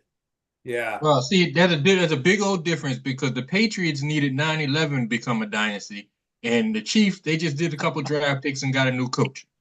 Can And we Taylor call Swift. Patrick Mahomes Kermit? The Yeah, frog I would Pokemon? say little by Yeah. little. I would say the Chiefs I'm starting to hate. And I think you got to dig a little bit deeper than that, Jackie, because that was the season from hell when they had Romeo Crennel and Belcher blew his brains out in the parking lot. Mhm. That was there was a lot more than what you just described. Oh yeah, that sounds familiar. Yeah. All right, we're doing who's the number one team we hate? I saw Sharon joined us. Go ahead, fellow. You got some Saints fans here tonight with you. Who's the most hated team for you, Sharon? Y'all, Hold on, I'm trying to demute. Number one hated team. God, it can't be Tampa Bay. Let's go there. Let's see. What do I think is the most hated team? For you, yeah. For you. You know, I used to think the Browns, but I think the Browns are under-owned now. I think Browns have a chance. God, who do I think? Why would a Saints The fan have Rams? anything against a Browns fan? I still think Atlanta. I still Why, think why would a Atlanta. Gotta be Saints Atlanta. fan have any problem with a Browns fan? Yeah, you know, we never played the Browns. We battle to see who sucked the most. Yeah. Just don't like them. Fuck those Browns. I like that guy. Who's that guy? Who's that guy? Who's that guy from New Orleans? Who that? What's his Who name? that? That's Jackie Jenkins Jr. Tell him How we you don't like the doing? Falcons. It's okay to say Hey, it. It's okay to say it. We don't like the Falcons. We take bus trips up there and yeah, they throw batteries at us in the stands. yeah. And every time they come down here, we hospitable. We feed them. We go up there. They treat Oh, us like see, dogs. you missed last night when we were talking about if you were in the YouTube Well, talk I was there. about I was in the everything. chat. Did you hear what I said though? We're always good and we're always polite. We're always respectful. We always talk about the food and everything. We're good. It's the other people against us, right? It's not about us. We We but treat offer it up. everybody. I We will treat say I everybody don't nice. know Yeah, too yeah. many other teams that also have a jail in the bottom of their stadium. Y'all have that, so I think y'all. I've Well, been in we the stadium, in have all that. parts of the stadium. Let me tell you about that. I've been in every sector. My daddy put the fiberglass in. He worked for Owens Corning Fiberglass back in the day. They built the roof on that didn't do so well during Hurricane Katrina. Right. But I gotta tell you, I've been in the belly of the Super Bowl and the Superdome, by the way. And it's been a great everything under that you shouldn't know, I shouldn't tell you. But it's all good. It's all I can tell you. We got a I jail don't in want there to be because y'all come down here and y'all get super drunk and don't know how to Mm, act. So sometimes you No, need to sit in the drunk tank. Just for the But what Hey, I y'all can visitors. need to say know to is we built on put some top of a niceties cemetery. into this. I was there yesterday, and I'll just say that thing's an architectural beauty. Thank you Oh, very well, you it was much. know, gorgeous. if you're gonna It's build a I just just wish stadium on top the of people in Louisiana knew how to act. See, Yeah. when you don't have no, alcohol you laws say an and it's act. It that should no, be hot and no, asked. humid, when it's that Asked. It hot and should be humid, asked. plus you mix alcohol, that's why you have a drunk tank no. That's in your perfect. People stadium. come down here and get drunk and don't know how to act. There you go. You don't Well, feel see, weird watching a game in like a hurricane relief shelter? nah, it's great. It's great. You can be the happiest person you want to be, and all the noise is trapped inside. And a secret That's about why right. the Superdome is such a great architectural building is because it's built on top of a cemetery. So you Is have it to build really? a Well, I great didn't know structure that. if you're gonna build a building on top of a cemetery. Hey, if you call it the Saints, That's it why has to be a it took name y'all from so long to win a within, right? championship. The That's why it took Saints y'all are. so long to win a Like this That's why they guy. were cursed. Ryan, when you were They there, ain't cursed. did they offer you the tour? The tour they offered me was you want to go see the houses where the people died, and it's like still marked You make it like for the sound like it's a bodies and bad stuff. thing. It's not a bad thing. It's not a bad thing. It's all about the spirits. As my friend with the glasses on said, it was built over a cemetery. It's all the spirits. Spirits Oh, are All right, I think the she's saints, threatening right? us with some That's voodoo. right. You take a tour of Swagman I'm and no K&B voodoo. so you can get a Swagman paper bag and a K&B plastic bag from the old days. You remember the We black washed that bag? away with Katrina, man. They got washed away with She Katrina. won. She won. We're here Just to like talk all our smack Cowboy about. fans. We're talking smack Yeah, about yeah. every city. I put down Boston for not having a Hooters, and then my second home, Tampa, has too many Hooters. So Tampa's pretty cool. I live here now. Tampa's pretty cool. I like Tampa because they're pretty awake on everything. Tampa's pretty sharp. They actually play it in and like the Saints used to play, they used to play very conservative football. Tampa Bay is a whole different ball game. And we brought in some players and everything. But I'm from New Orleans. I talk about who came from New Orleans. Most of the college football team came from Ohio State. They came to New Orleans. New Orleans got traded to Atlanta. I hate to say Atlanta and Tampa Bay. And The well, not all. Succaneers. Yeah. But it's all good. But Tampa's pretty sharp line. Tampa, I give a high accolades to. I think they have I love my Saints. I'm doing this. I hate to say this, but Tampa's pretty sharp. And I would watch right. Tampa the next couple of years. Watch the I'm gonna, Browns though. before I start in on my comedy routine on Trampa, I'll want to make sure we hear from everyone here. Let's go to Christian. Who's your most hated team? Definitely the Cowboys. Just because their fans are beyond obnoxious. And Jerry Jones just gives me slave owner feelings. I don't really vibe with him. I'm pretty sure there was a picture of when they were bussing in kids and he's standing up there, don't let him in. And Multiple he's- pictures. I thought Multiple there was a picture. I pictures. thought there was a picture of him in the Yep, like Yeah, that's what I'm saying. So,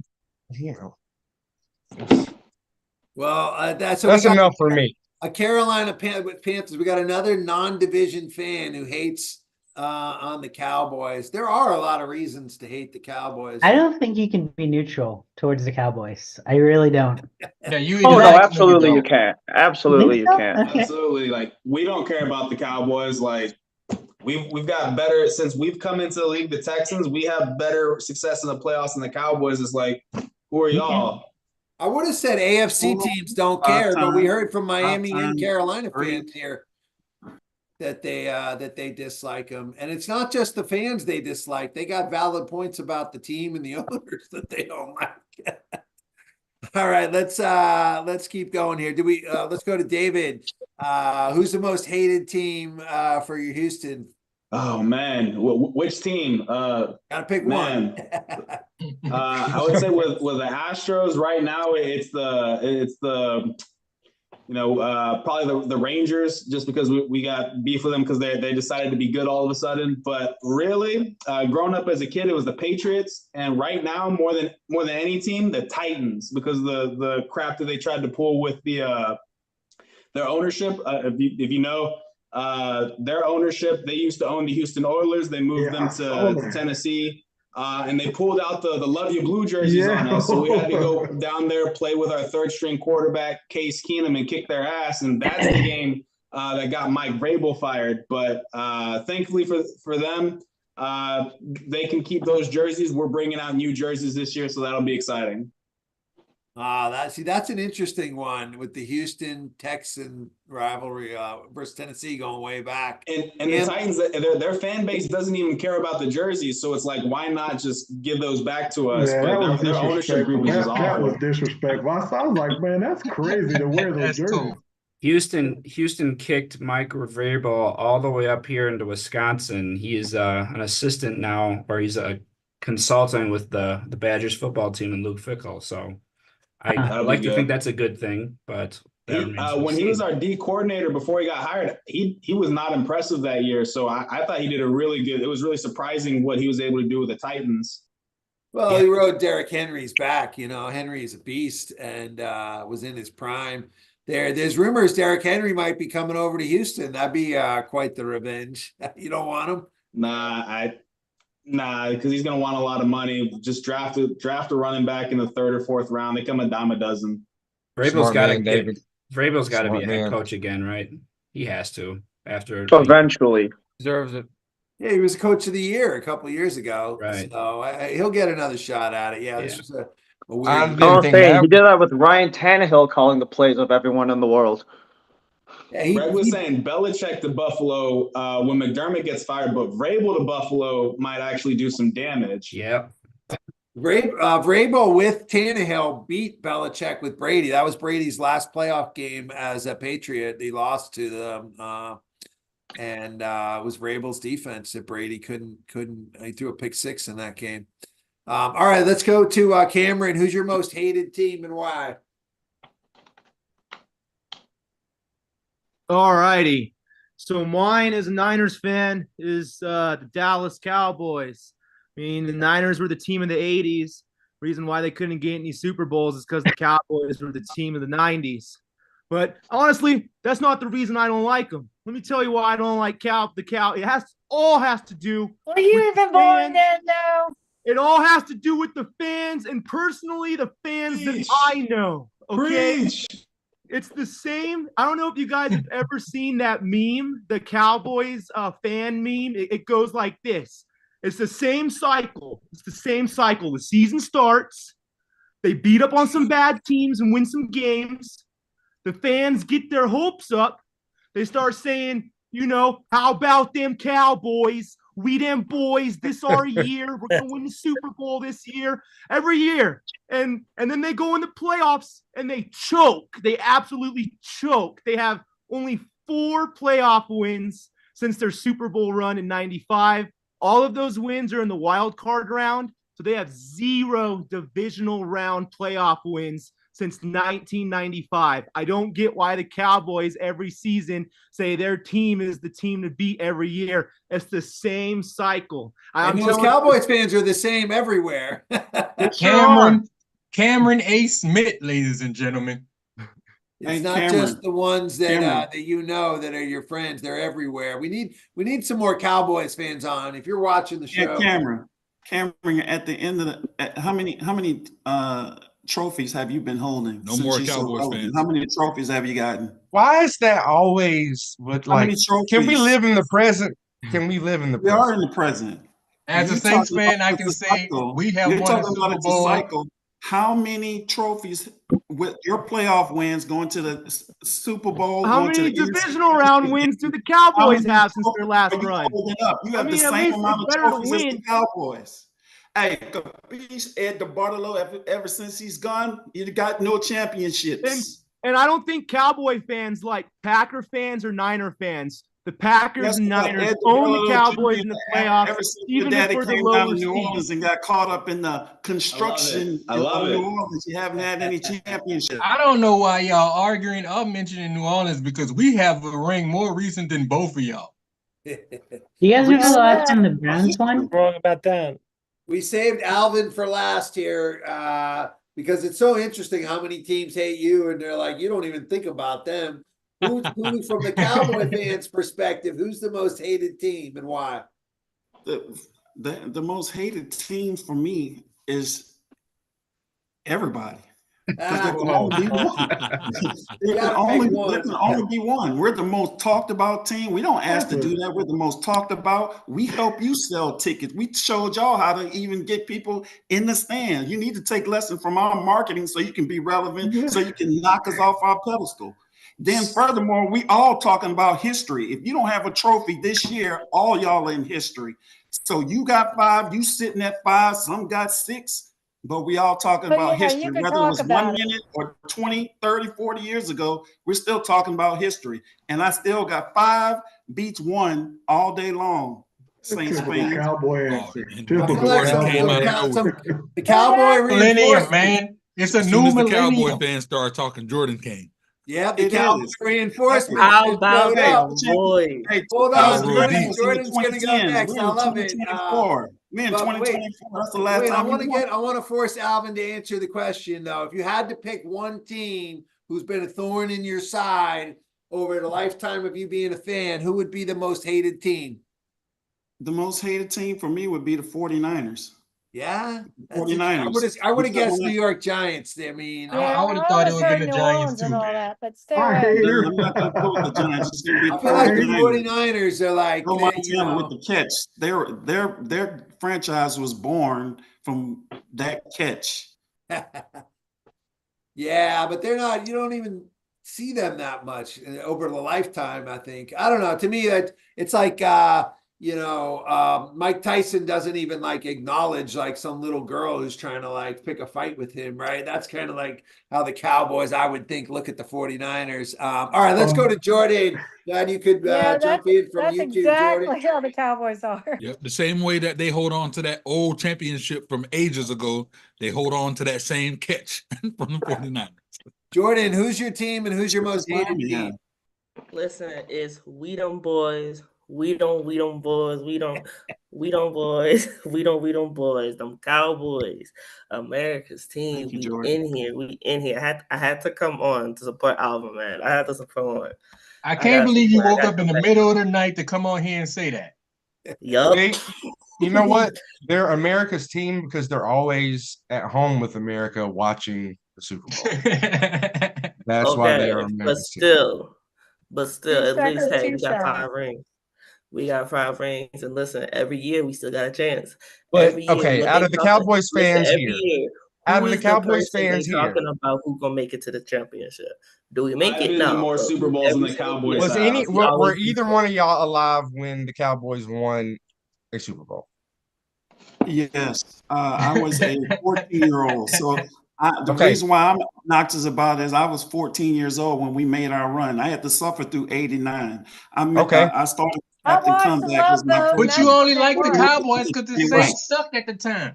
Respect. If y'all don't know what the love vote is, but that's when Jordan, they won. Yes. Were you alive when they won a Super Bowl? Actually, no. I'm a '97 baby, but listen, I was born to be a Cowboys fan. I was born to be a Cowboys fan. My own father, he was in training camp when the Cowboys back in the '90s. Back with the team. You didn't. Basically, you were forced into it. You didn't really. No, I wasn't forced in. I found my love when T.O. came. When T.O. came with the popcorn up in the thing. That's how. An ex-49er convinced you to go for the Cowboys. Exactly. The same 49 Bills planted a flag on the star. I was a big T.O. fan when he was there. I won't even hold you. I had to suck it up for my hate for the team. But I'll say this: the team that I did not like, because like even though I'm in Europe, I live in actually Maryland right now. I live in Maryland, and the team that I don't like, there's 2, but the most team I don't like is definitely the Deadskins. I can't stand the Deadskins. I can't stand them. I can't stand their fan base. I can't stand their owner. I'm so glad they out. I'm so glad the owner's out of there. Like, I can't stand them at all. They stadium is trash. The colors are god awful. They ugly with a mustard yellow with a burgundy. That don't even look right at all. And every time, like, they fans, like, I'm like, your team is depleted. And they like, nah, we gonna win. We gonna beat y'all. And when do y'all do? And then another team, I hate the Steelers. I don't like the Steelers. I hate the terrible towel. I do not like the Steelers from Maryland.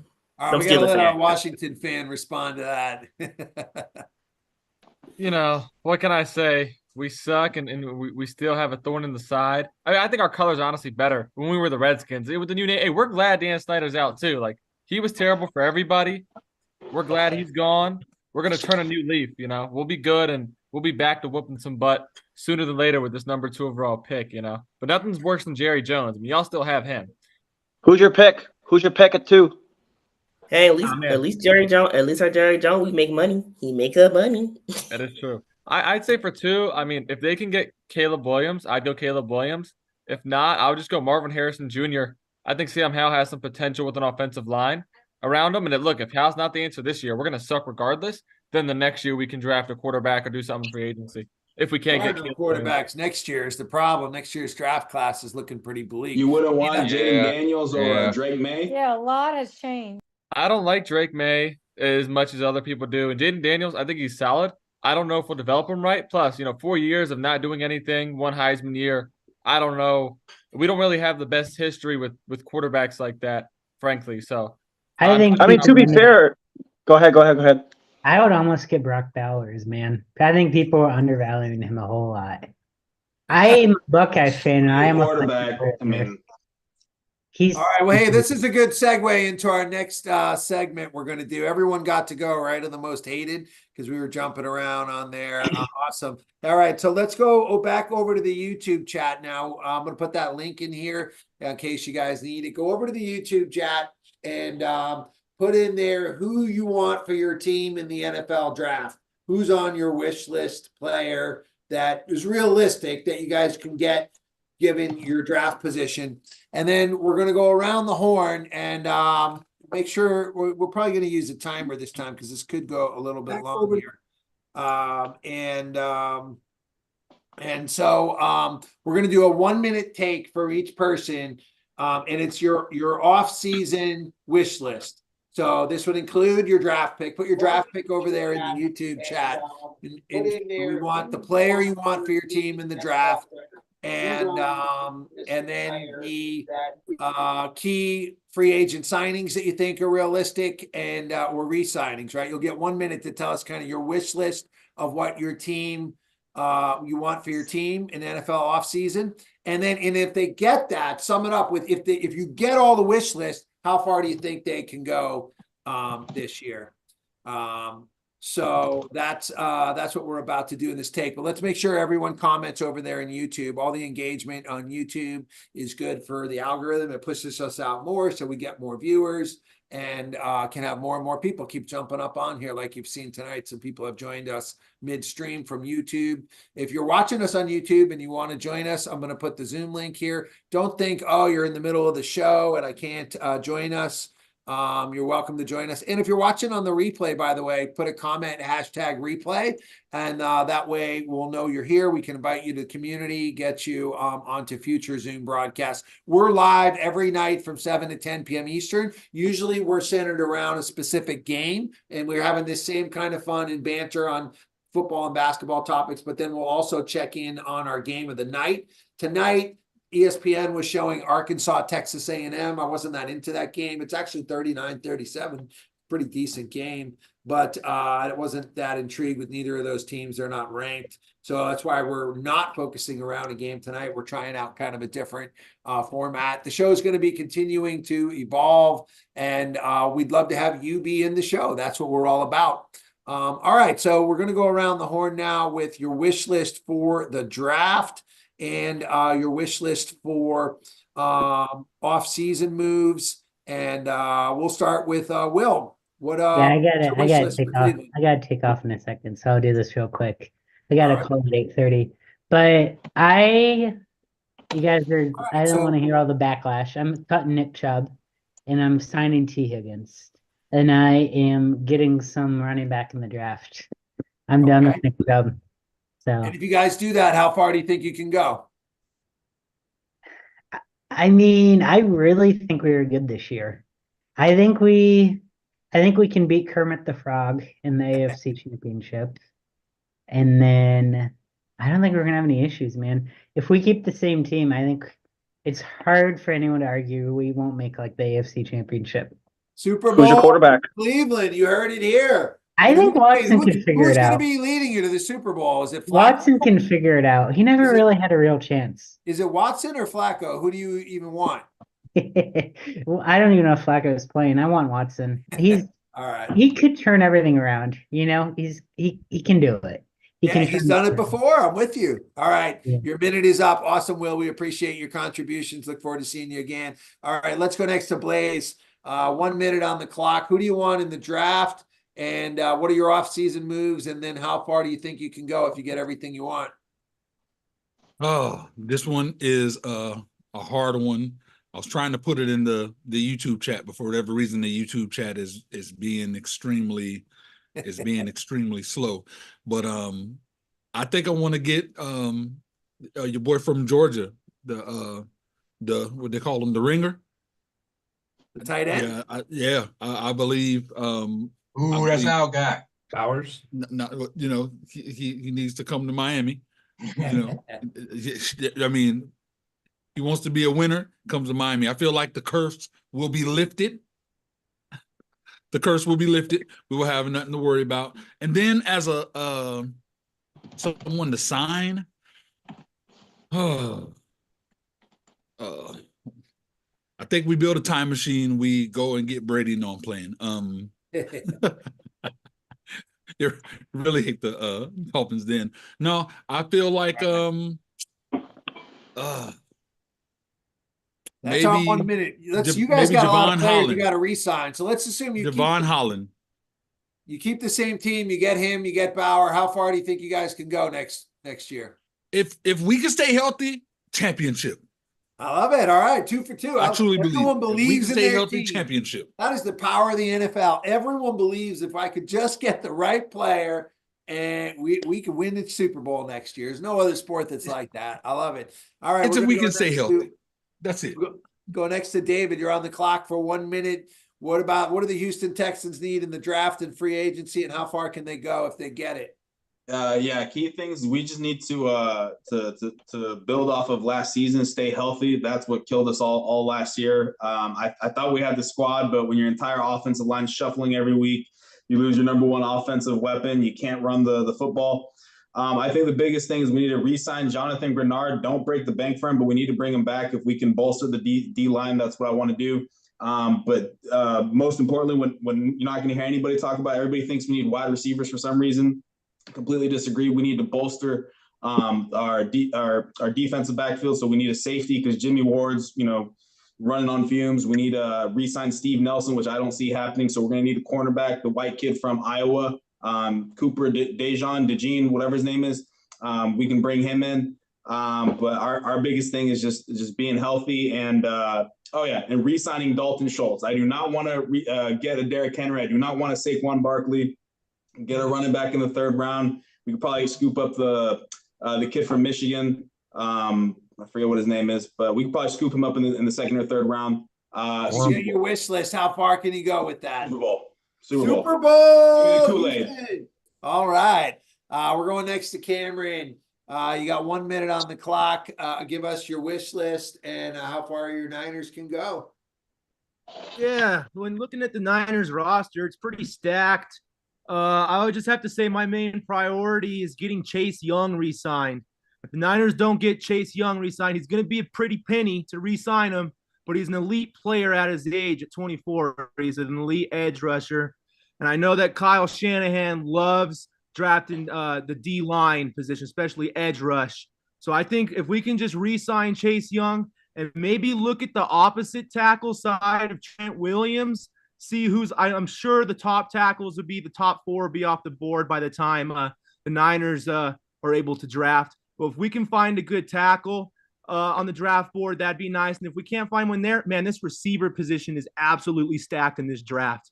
It is so stacked. You got Xavier Worthy. You got a few Texas receivers that I like, including their tight end. My Oregon guy, Troy Franklin. Tons of receivers. And who knows, Ayuk might be on his way out of town.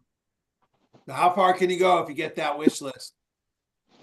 Oh, I mean, if you look at the Super Bowl favorites right now, Vegas has the Niners as the favorites. So I think it's a Super Bowl or bust kind of year for the Niners this year. I'm with you. All right, we're going to Jordan. Who do you want in the draft for the Cowboys and free agency, and how far can you go if you get them? Okay, I'm really not. I haven't really looked into draft or anything like that, but I do know one thing the Cowboys definitely need is definitely a running back, and I mean like a number one option running back. Because Tony Pollard, he's not a number one. He's like barely a number two. He's like a number three, like special type running back / receiver type person. Like I don't think we should go in free agency and get Derrick Henry because I don't know how many miles he's going to get for real. For real, I feel like we should definitely draft. Hopefully in the first and second round quarterback, and then also get a linebacker to bolster up the defense, especially help with the run because our run defense is god awful. And I feel like if we fix those two avenues, we're all set. Everything else, we're definitely going to win, and we're going to win handily. You want a quarterback, a QB? No, I'm honestly.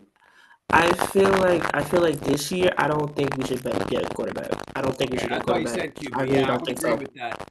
I would agree. I think that's really exactly what Dallas needs to do. Hopefully they're scouting these running backs. None of them are graded as first-round picks this year, but maybe they can find a great sleeper in the second round. It's happened a lot with running backs. All right, we're going next to Ryan and then Jason. Ryan, what do you want for the Bills in the draft and free agency, and then how far can they go? Well, right now the only thing I'm thinking is a receiver to complement the flurry of guys that is surrounding Josh Allen right now. Diggs is still under contract. You got Dalton Kincaid, who was drafted last year. Dawson Knox signed his contract last year, and James Cook, he just ended the season with the number 3 most rushing yards in the entire season. And if we draft a wide receiver, hypothetically, that's 3 of the top 5 weapons on that Bill squad who are on rookie deals. With a couple of restructures and some salary cap room, there's most certainly some defensive depth, especially with the secondary. You know, those guys are aging a little bit. Hyde and Poyer, those safeties are getting a little old. Just a little bit more depth, not necessarily to replace them, but just to kind of ease their way into it. And just kind of a non-Bills thing, but something that I'm low-key hoping is that Tua gets a 15-year extension, because then that's a guaranteed AFC East title for the Bills all the way through. But just a little quick tidbit: only one team has consistently taken the one team at the top of the league to one score year in and year out. One team, and each of them have been. One was by a touchdown, and the other 2 were by field goals. So you can kind of do the math on that one. Yeah, I'm with you. I think it's a coin flip between Josh Allen and Mahomes and Burrow, for that matter. Any one of those 3 can win any year, and Mahomes has just been lucky getting the coin flip going his way. And I was having this discussion with a coworker earlier. Is that if 2022 had the current playoff rules, we could be seeing that quote unquote that 13 seconds game play out the way that that Monday night Rams Chiefs games did, with both teams scoring in the high 50s. That is totally in the cards. Yeah. And the way that it was final second in overtime in this year's Super Bowl, that could have been that division round 2022 if the playoff rules were the same. And then this year, a little bit of wind and unfortunate kicking could have easily taken that game to overtime as well.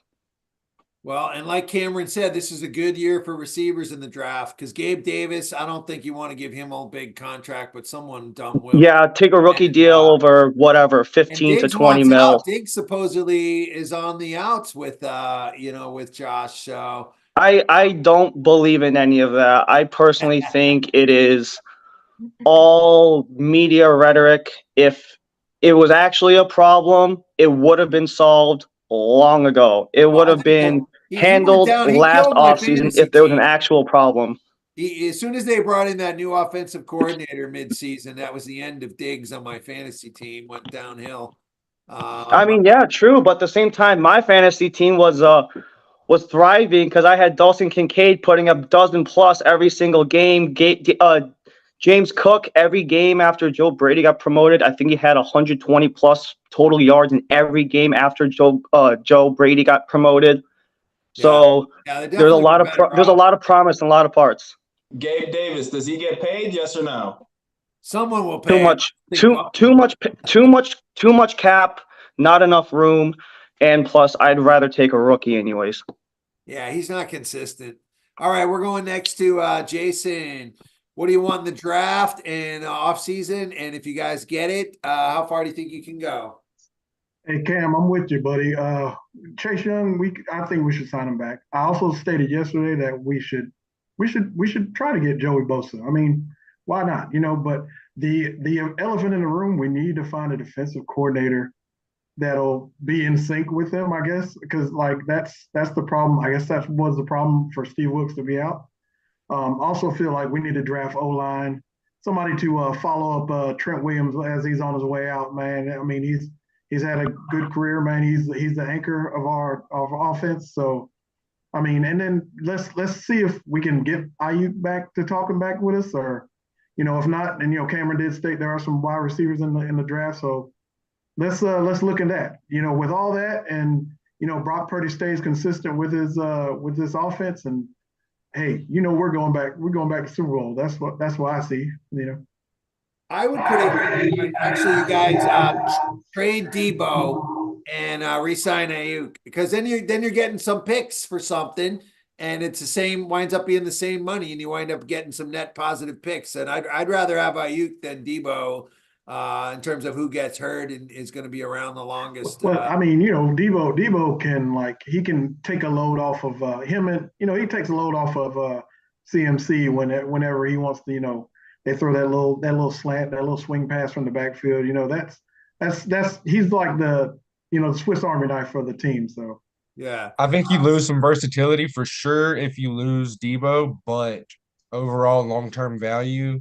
Yeah, Ayuk is the number one. I mean, I feel that's Brock's guy. So yeah, that's what I'm saying. If you're going to lose Ayuk, I'd rather lose Debo and get some picks back instead.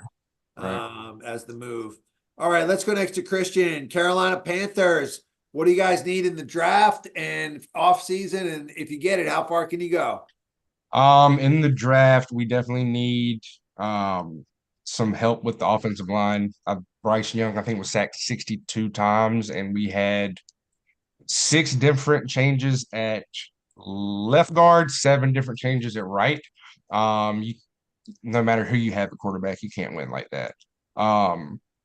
Secondly, our owner needs to get out of his own way. And I think with him hiring Dan Morgan, who was a part of, the best run that Carolina's ever had, part of one of the greatest defenses that Carolina's ever had. I think putting him in the position and kind of giving the reins over to him, letting him do his own thing, is in David Tepper's best interest, because him as an owner, I think he should kind of play the background. He gets in his own way and has too much turnaround. Yeah, your owner is that's horrible. Just say horrible. Meddling a lot, right? It looks like he's ready to take over for Jerry Jones. Right. Exactly.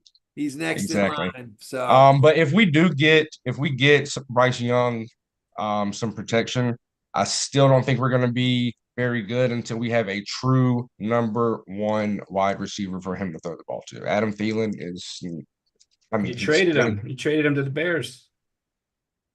When we did have him, he was considered our number 1, and that's, I don't think that's going to get you very far. Just curious, Christian, who do y'all want with y'all's first pick in that first round? It's to the Bears. The Bears have it. Oh, that's your joke. Sorry, I ruined it.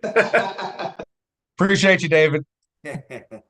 Well, hey, let's just play this out, Christian. What if you got the receiver? Suppose you can land T. Higgins and the O-lineman in the second round. What do you think you guys could do next year?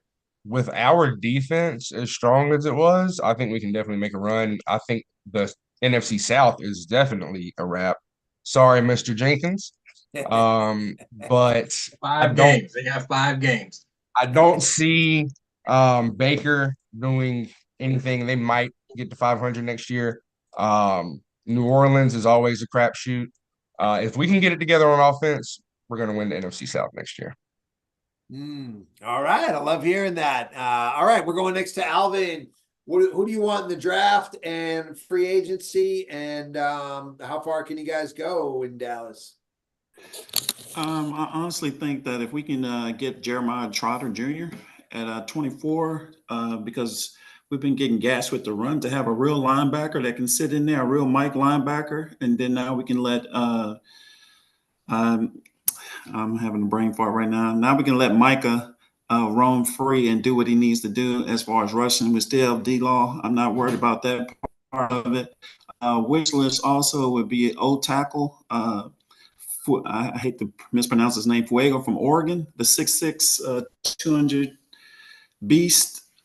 He would be a great addition, especially if Tyron Smith is looking to leave or the money doesn't work. And then if we can make the cap fit, hear me out. I'm not just being a homer. If we can let Elliott come back, if he would be willing to convert to be a fullback, I think he can be a Pro Bowl fullback. And if we can get Derrick Henry as a free agent, I think that's would be all that we need, because we got 2 back-to-back All-Pro corners coming back.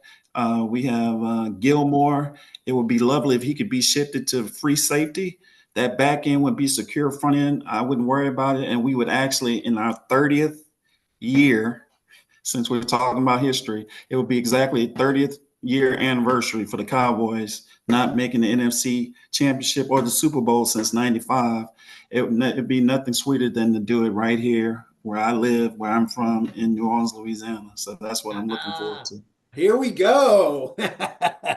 I love it. Yeah, it's a very specific vision. I think Derrick Henry might take less to go to get a chance at a ring. He's already been paid.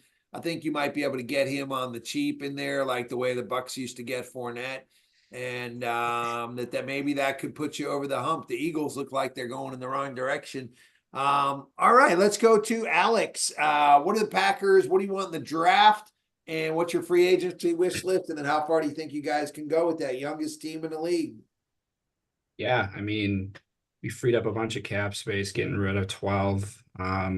Bakhtiari, he's a big question mark. He's, when healthy, he's one of the best offensive tackles in the league. I think he's going to end up going to the Jets. That's what the rumor is. So that'll free up some more money too. But for the draft, kind of piggybacking off of David, it seems like the Texans and Packers have the same needs. I like Cooper DeJean, that corner out of Iowa. First a white corner since Jason Sehorn, if you remember him, Greg, the Seahawks, or the Seahawks, and I believe he was on the Giants. So he was on the Giants. Yes. But if not Cooper DeJean, there's TJ Tampa, there's Cam Kitchens from Miami, a safety, that'd be nice. And then if no Bakhtiari, getting Jordan Morgan from Arizona, he's a good offensive tackle. And then running backs, Blake Corum, they probably won't get. He won't fall to them. But then there's homer pick here, Braylon Allen from Wisconsin. He can be a replacement for A.J. Dillon. And then free agents, need a kicker. That San Francisco game, you could make the argument if you watched it, they could have beaten the 49ers in that game. So that was a tough game to watch. So a kicker. And then Patrick Queen would be a good good linebacker to add, I believe, if he's available.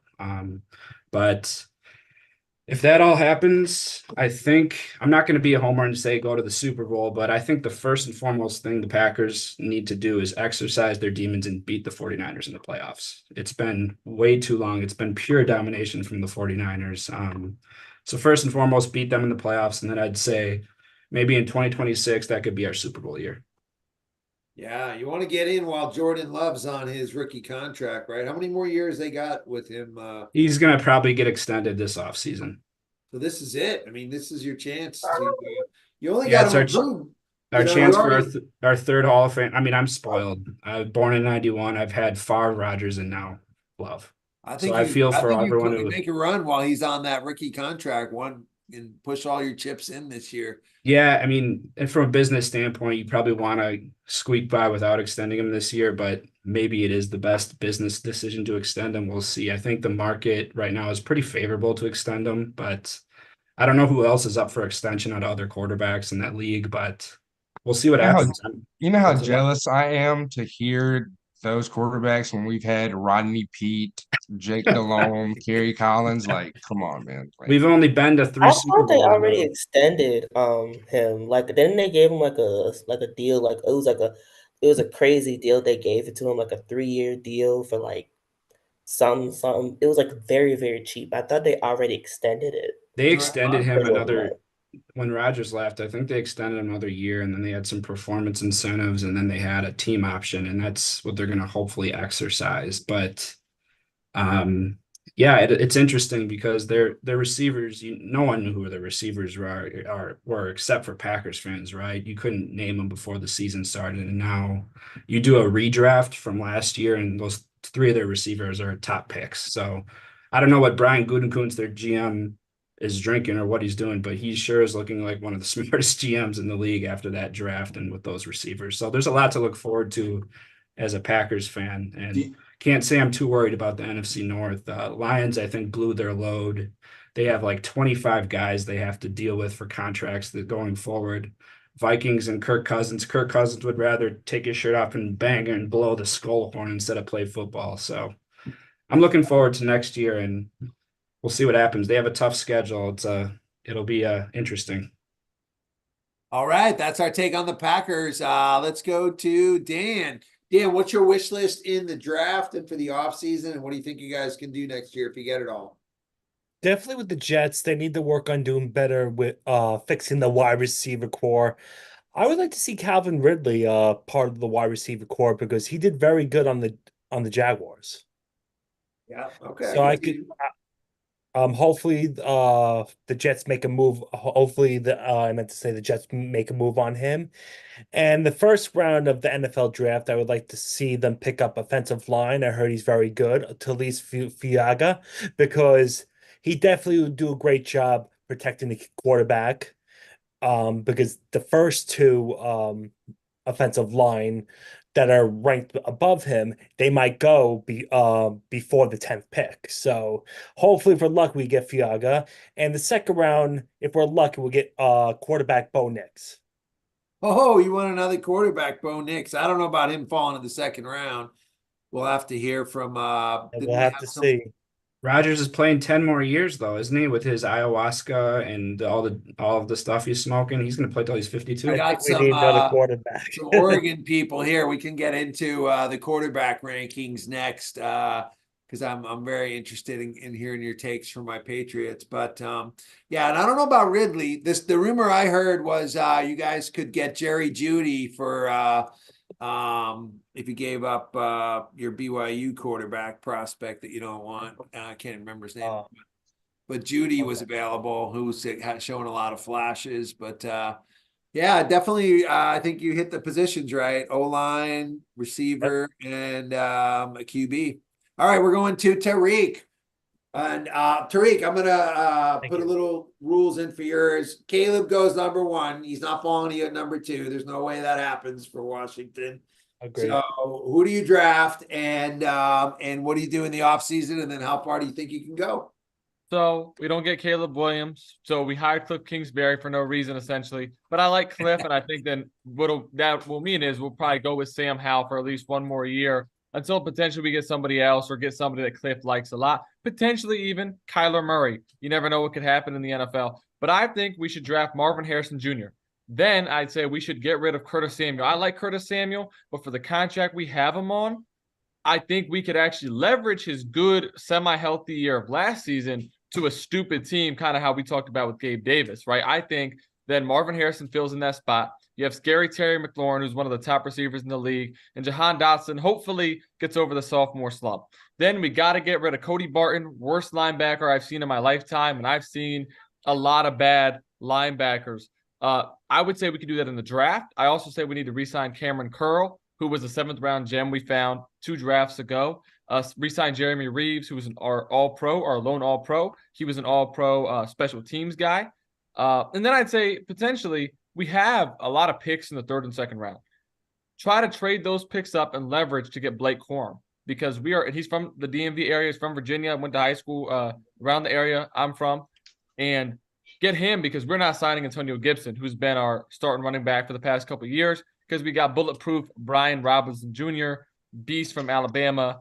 And then we got to get a better O-line. Sam Howell was the third most or maybe second most sacked quarterback in the NFL last year. So whoever's behind center, if we do not protect them, we won't win. I think he was the most sacked. Yeah, he might I have been. think that's your most pressing need, and you might Yeah. even have to go O-line round one, to be honest. Yeah. I would if you asked me what do I think is the Redskins' strongest position, I would say receiver. Yeah. So I don't think Harrison fits the need there. He fits the skill. Of course, I'm trying to talk you out of taking him, so he falls to my Patriots at number 3. But yeah. But yeah, O-line for sure. Need there, and it sounds like you don't like any of the other quarterback prospects, just like I don't. Does Blake Corum start over Robinson if you draft him, you think? I wouldn't think so, because Brian Robinson is more of a ground and pound type of guy. Right. But I think he'll play a major role in the offense, especially with Cliff Kingsbury's kind of Texas Tech style. Yeah, I thought Robinson surprised me last year and was good. All right, Jackie, what are the Saints? What do you want in the draft and the offseason wish list? And how far do you guys think you can go?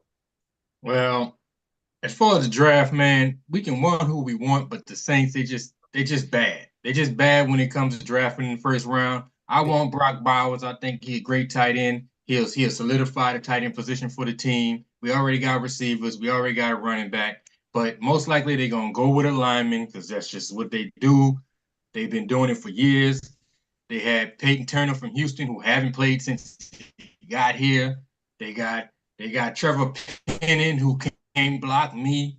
They got Davenport, who they traded up to get, and they could have got Lamar Jackson. Like, I don't understand what we'll be doing in the first round sometimes, but I mean, who knows what's going to happen with the draft. So we just going to skip over the draft. Everybody's worried about our salary cap issues, but don't worry about our salary cap issues because New Orleans is the home of money laundering. We know how to move money. It's what we do. So we ain't worrying about the salary cap. We're going to fix that. Probably have to trade Lattimore. I hate to trade Lattimore, but we need the draft picks. We need the capital in the draft capital. Hopefully we can trade Lattimore, maybe get Reddick. Maybe get an edge rusher from somewhere, maybe on a good deal. And as far as like the offense and the offseason so far, we already started off great. We got rid of everything on offense, Sean Payton. It's all gone. We got a whole new offense. We hit the 49ers up. We got half of their passing game coordinated here. We got all new coaches. Things are going to be fresh. I think that's going to work out for Taysom Hill because he's going to be more like a Deebo Samuels in the offense instead of running the same play every time he get in the game.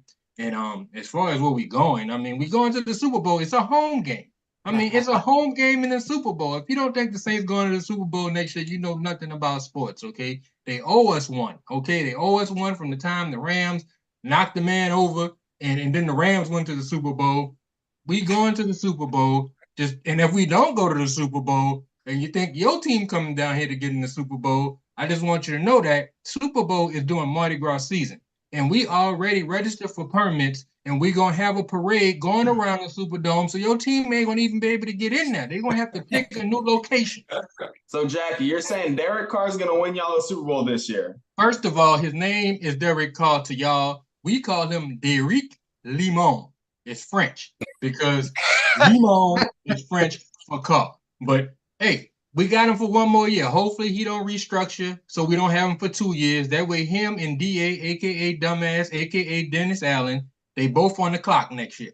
They both on the clock. We don't go to the playoffs. We kick them out of here, and we just hit the reset button. That's what we going to do. That's the future. Y'all heard it here first. As a Saints fan, from your perspective, how much value do you think you could get from Taysom Hill? Like, we don't want to trade Taysom Hill, but if we do trade him, we can send him to the Broncos. Sean Payton probably give us half of their roster. You know, Sean Payton want everything that he left here. He like a child after Hurricane Katrina. He had to move to Denver, but he want all his stuff to come up there. Yeah, I think Taysom Hill's past his prime myself, you know. Yeah. But what I love Taysom Hill is he don't have a limit. He just run. We call him Psycho T. We just put him in the game and let him go hurt himself or hurt other people. That's what he does. You know, you can't put a prime past his time on that, because all we need him to do is run over somebody and get a couple yards or score a touchdown. Up, fake and throw a touchdown. Up, go catch a touchdown. You know, he did that. The only player to do that since the 60s. He ain't going to the Hall of Fame, but his uniform in the Hall of Fame. Yeah, what I love about this is that every single person here, except for the Packers fan, feels like their team, if they made the right moves, could make the Super Bowl. Well, it's My a two home teams, game. I'm going to tell you, I feel the opposite about the Bucks and the Patriots. I'll give you my quick two takes on what each of those two teams should do. Tampa Bay should not re-sign Baker Mayfield, not re-sign Mike Evans, start Kyle Trask, blow it up, and hope to get some draft picks and completely start over. Blow it up. If they bring back Mayfield and Mike Evans, you're looking at maybe you make the playoffs and lose in the first round, best case scenario. Mm-hmm.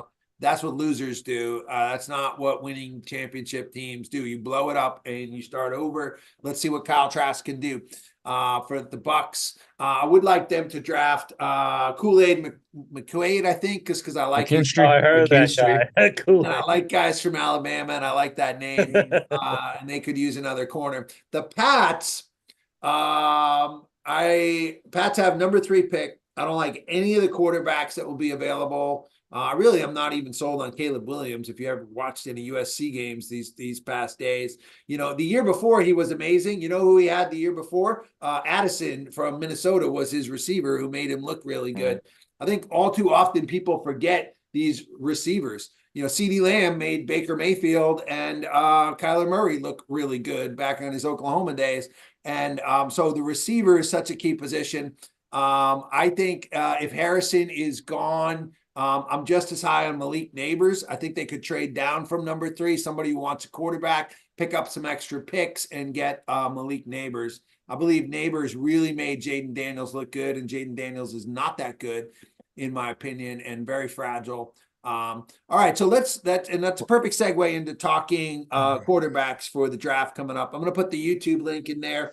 Let's have everybody go over to the YouTube chat and put into the chat, aside from Caleb Williams, who do you think is the next best quarterback coming out in the draft this year?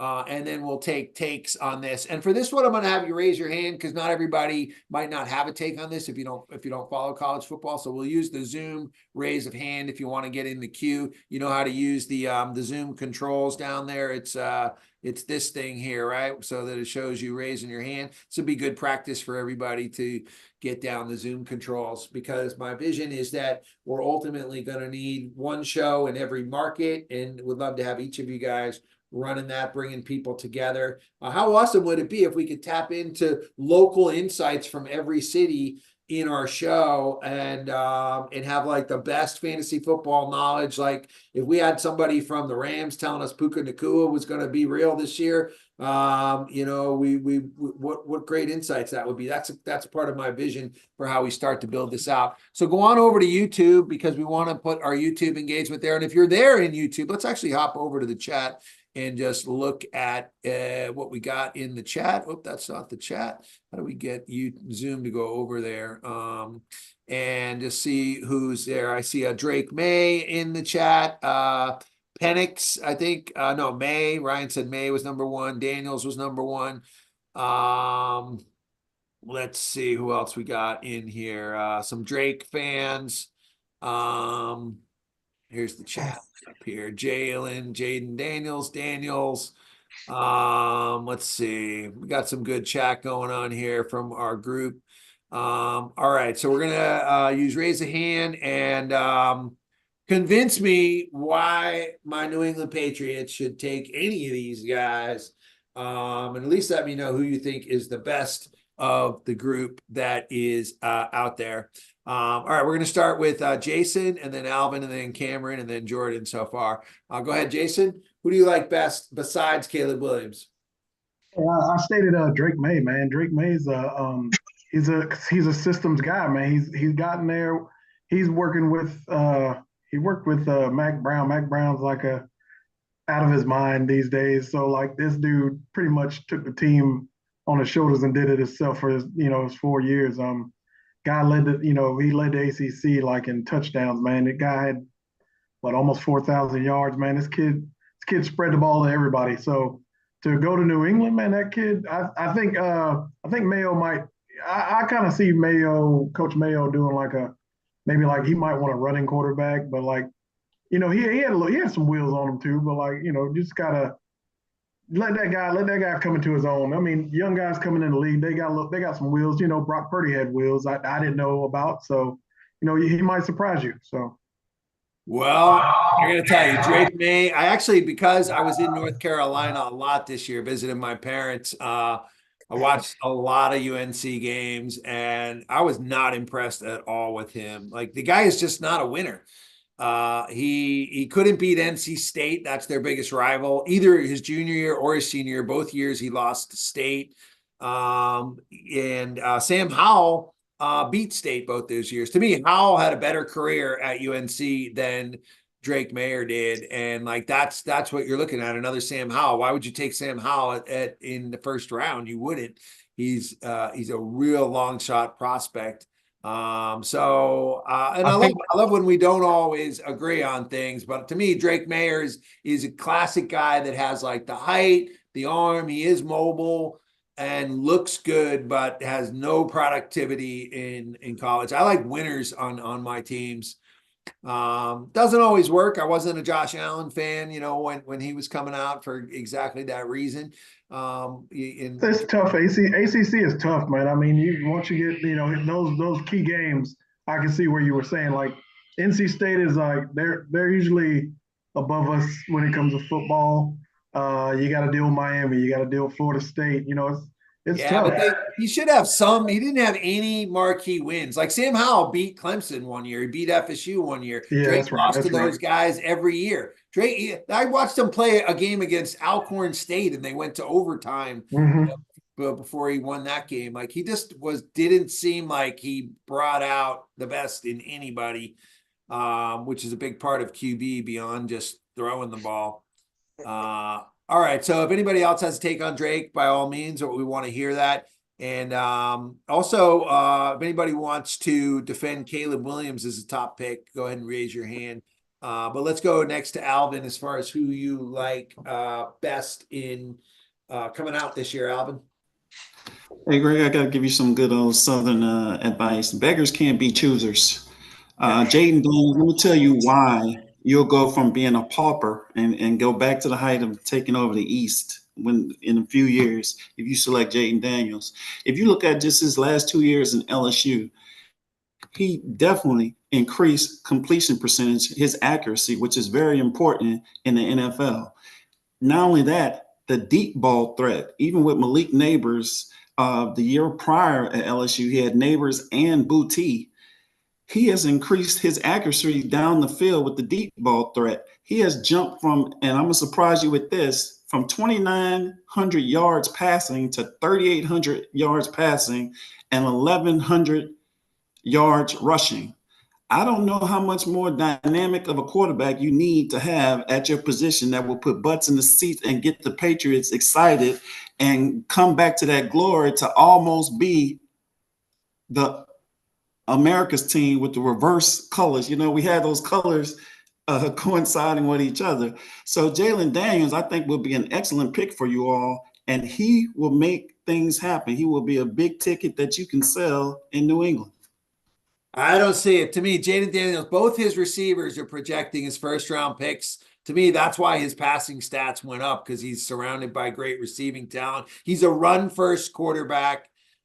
He's skinny. He's fragile. And this last senior year, he didn't really win any of the big games. He had the big win his junior year against Alabama. Who does he like map to in the NFL?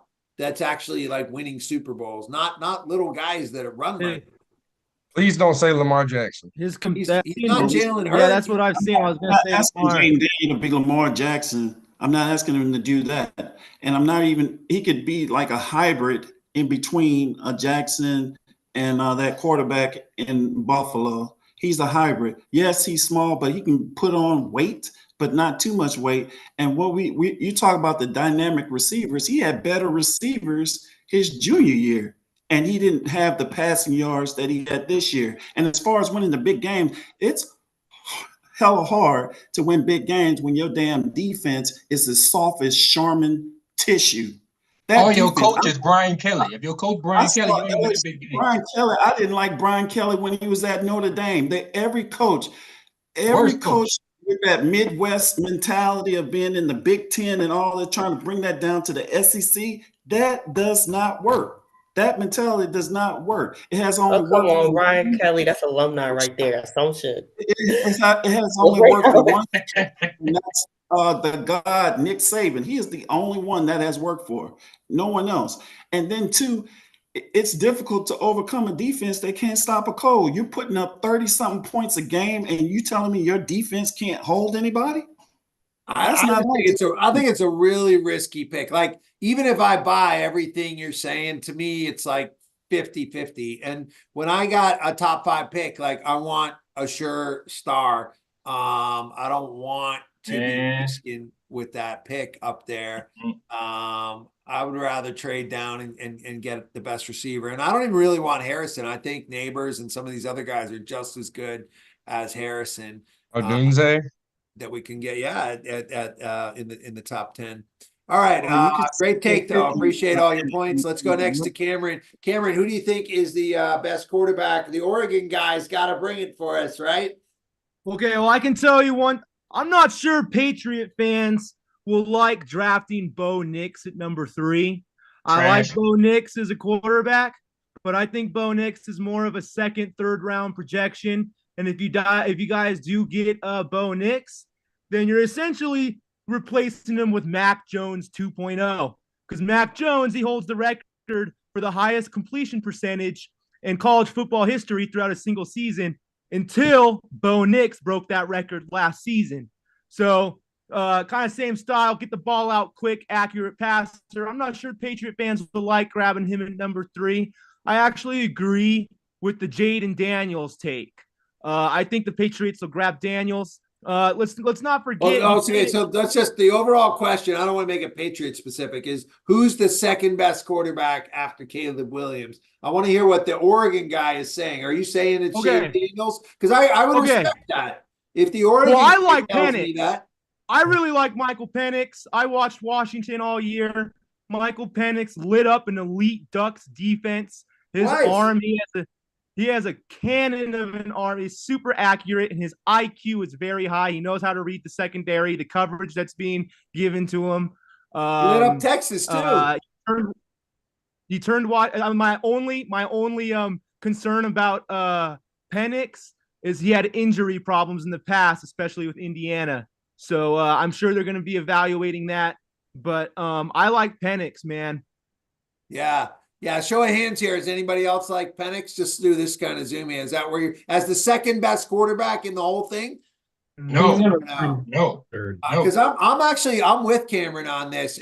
I'm not saying I would take him top 5, but to me, I like Penix better than every other quarterback who's in here. He's a winner.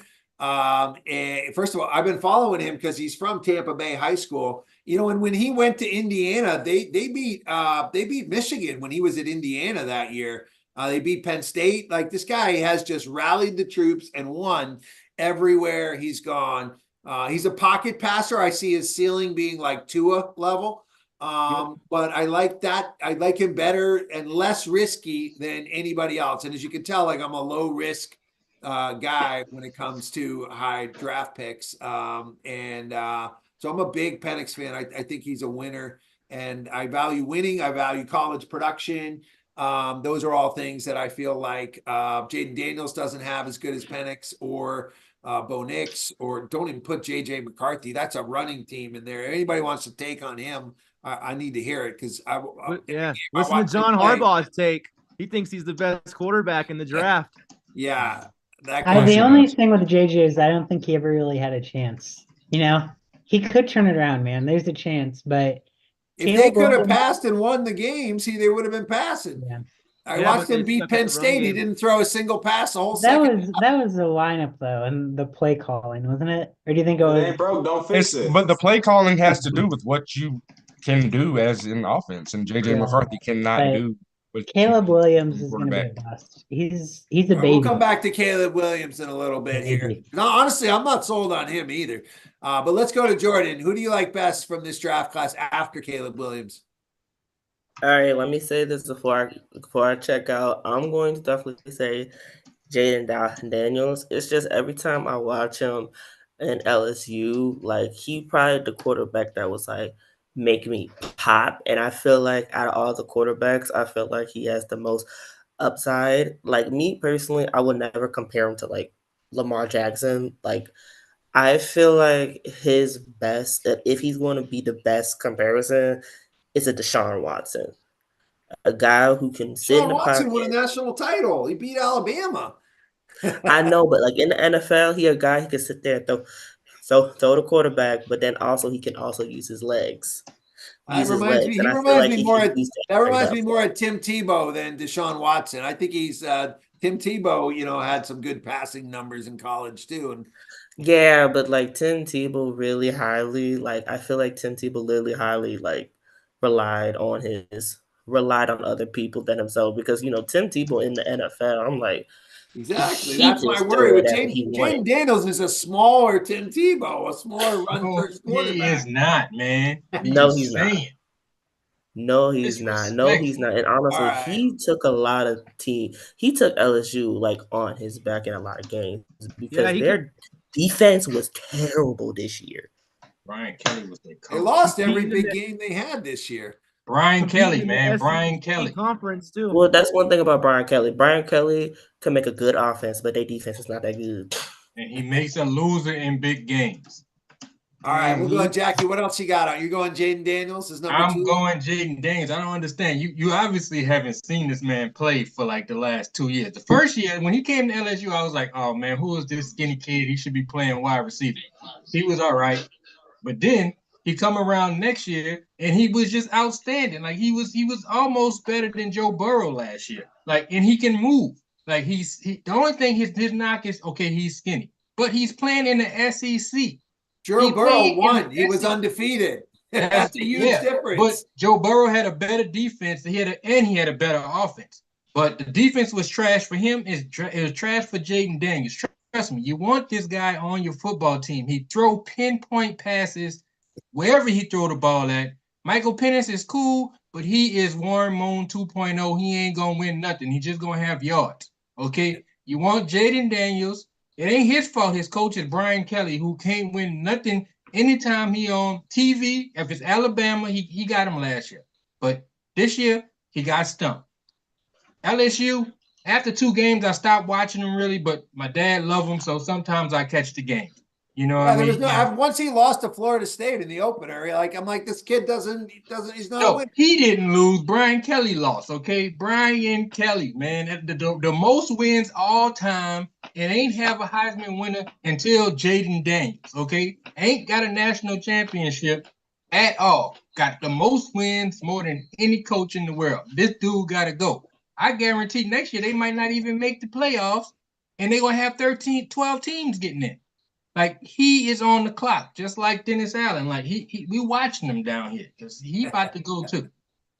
Well, when it comes to stats, college stats don't mean nothing to me. You know who broke a lot of Joe Burrow's SEC passing records the very next year after Joe Burrow? Kyle Trask. That's why the Bucs took him in the second. Kyle Trash. Bo Nix is trash. Bo Nix had to go to Oregon to be good. That's how bad he is. He had to leave the SEC. He had to go to Oregon so he can look good because Oregon is another one of those teams that just like look good all year. Bo Nix beat he beat Alabama his freshman year at Auburn. That was defense. It was a defense. All right, Will, what do you got? Who's the best quarterback in college football? I'm just shocked. Like, this is the biggest debate we've had. I didn't think anyone liked Jaden Daniels. I really didn't. I thought clearly people like him.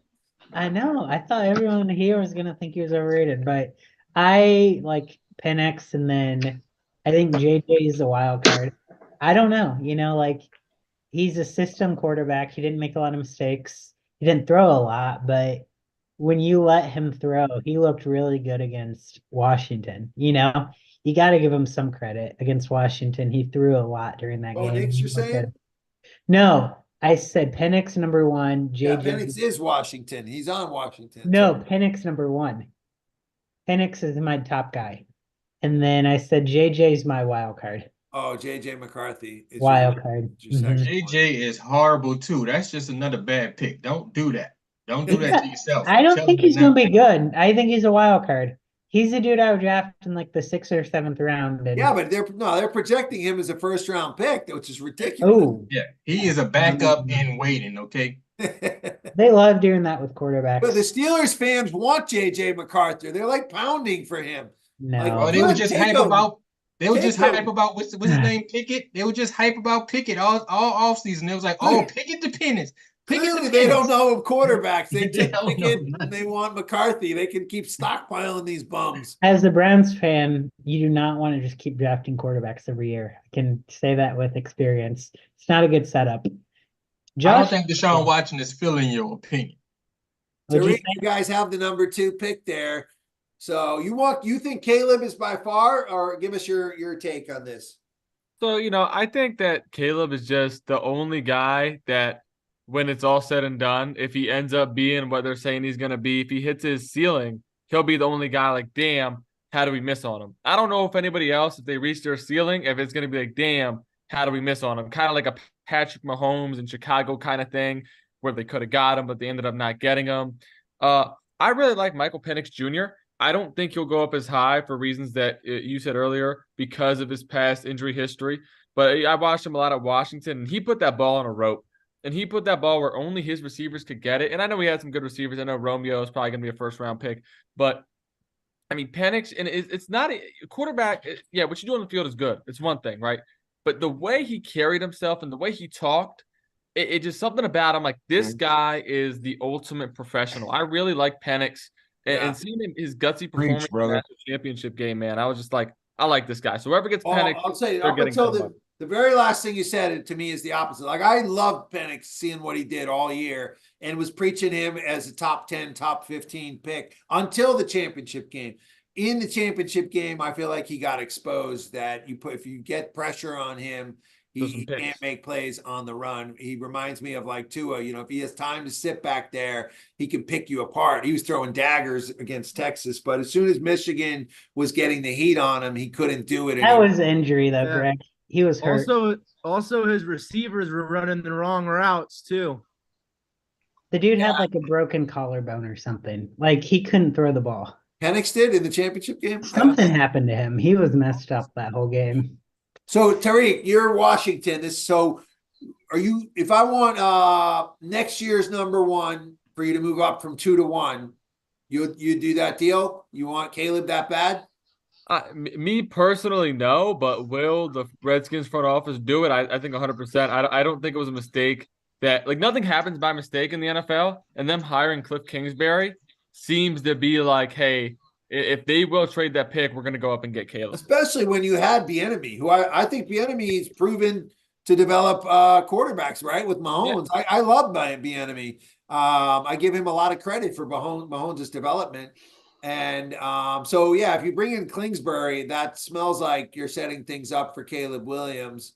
It's going to cost you at least next year's number 1, if not more. Like if you look at what did Carolina have to go up, right, to get up to number? You guys, how far did you go up? Was it from 3 to 1, or it wasn't 2? You didn't have 2, I think. No, I think it was 9. 9. Yeah, I was going to say 8 or 9. Oh, so it was a long jump to up all that. But yeah, next year's number, you're going to suck next year, even if you draft a rookie quarterback. So that's a tough pick to give up. Yeah, that's why I don't want to. I think y'all all going to be shocked, and Caleb is not going to go number 1. The Bears are going to surprise some people and do some things, and Washington might actually get Caleb. You know what I mean? But no, Justin Fields is good. Ain't the worst quarterback. He's not Fields the worst. The Bears, even if the Bears want to keep Fields, they got to trade number 1 to whoever wants Caleb Williams. Caleb Williams will 100% go number 1. They're going to push the Bears. Caleb Williams played himself already. You know, he should have just came out last year, but he was scared he wasn't going to be the #1 pick. And now he done went back and had a worse season than he had last year. A lot and now worse. he about to try to come out and try to be #1 again, but now he don't want to play for the Bears. I mean, dude, you chose this life. You know what I mean? This is your choice that you made to come out here and be like, I want to be #1 next year. I'm gonna go back to school. And now you don't like the Bears. Well, go to Washington, you know what I mean, and just take the L. Yeah, well, the problem is the Bears had the #1 pick last year too, right? So he would have been going there last year. He would have been going there last year. All right. I feel like there's for sure Williams goes #1. No, I'm not sold on him, but I just think he's the best prospect in the draft. Christian, what's your take? Who's the best quarterback in this draft? I got to go with Penix. Caleb Williams. I think everybody wants to talk about system quarterback. Of course, the system that the quarterback plays in has to fit that quarterback. So I don't really get, that argument from people. But I think that Caleb Williams is way too involved in himself. For some reason, I get that vibe from him. And that's not a guy that I think translates very well to the NFL, especially as a rookie.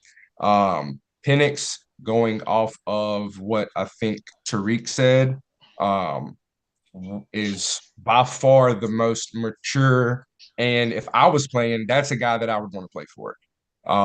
His processing speed is ridiculous for the offense that Washington runs. Like you look at Brock Purdy at San Francisco, his decision making is very quick. I think Penix in the system that he had at Washington is very comparable, and I think that if he can get an offensive coordinator that he meshes with, as well as obviously talent around him, he can be the best quarterback in this draft for sure.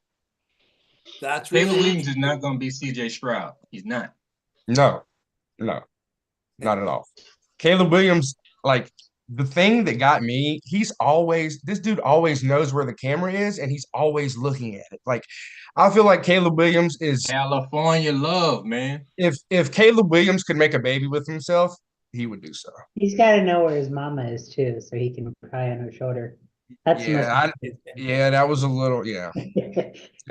No, did anyone say Drake May?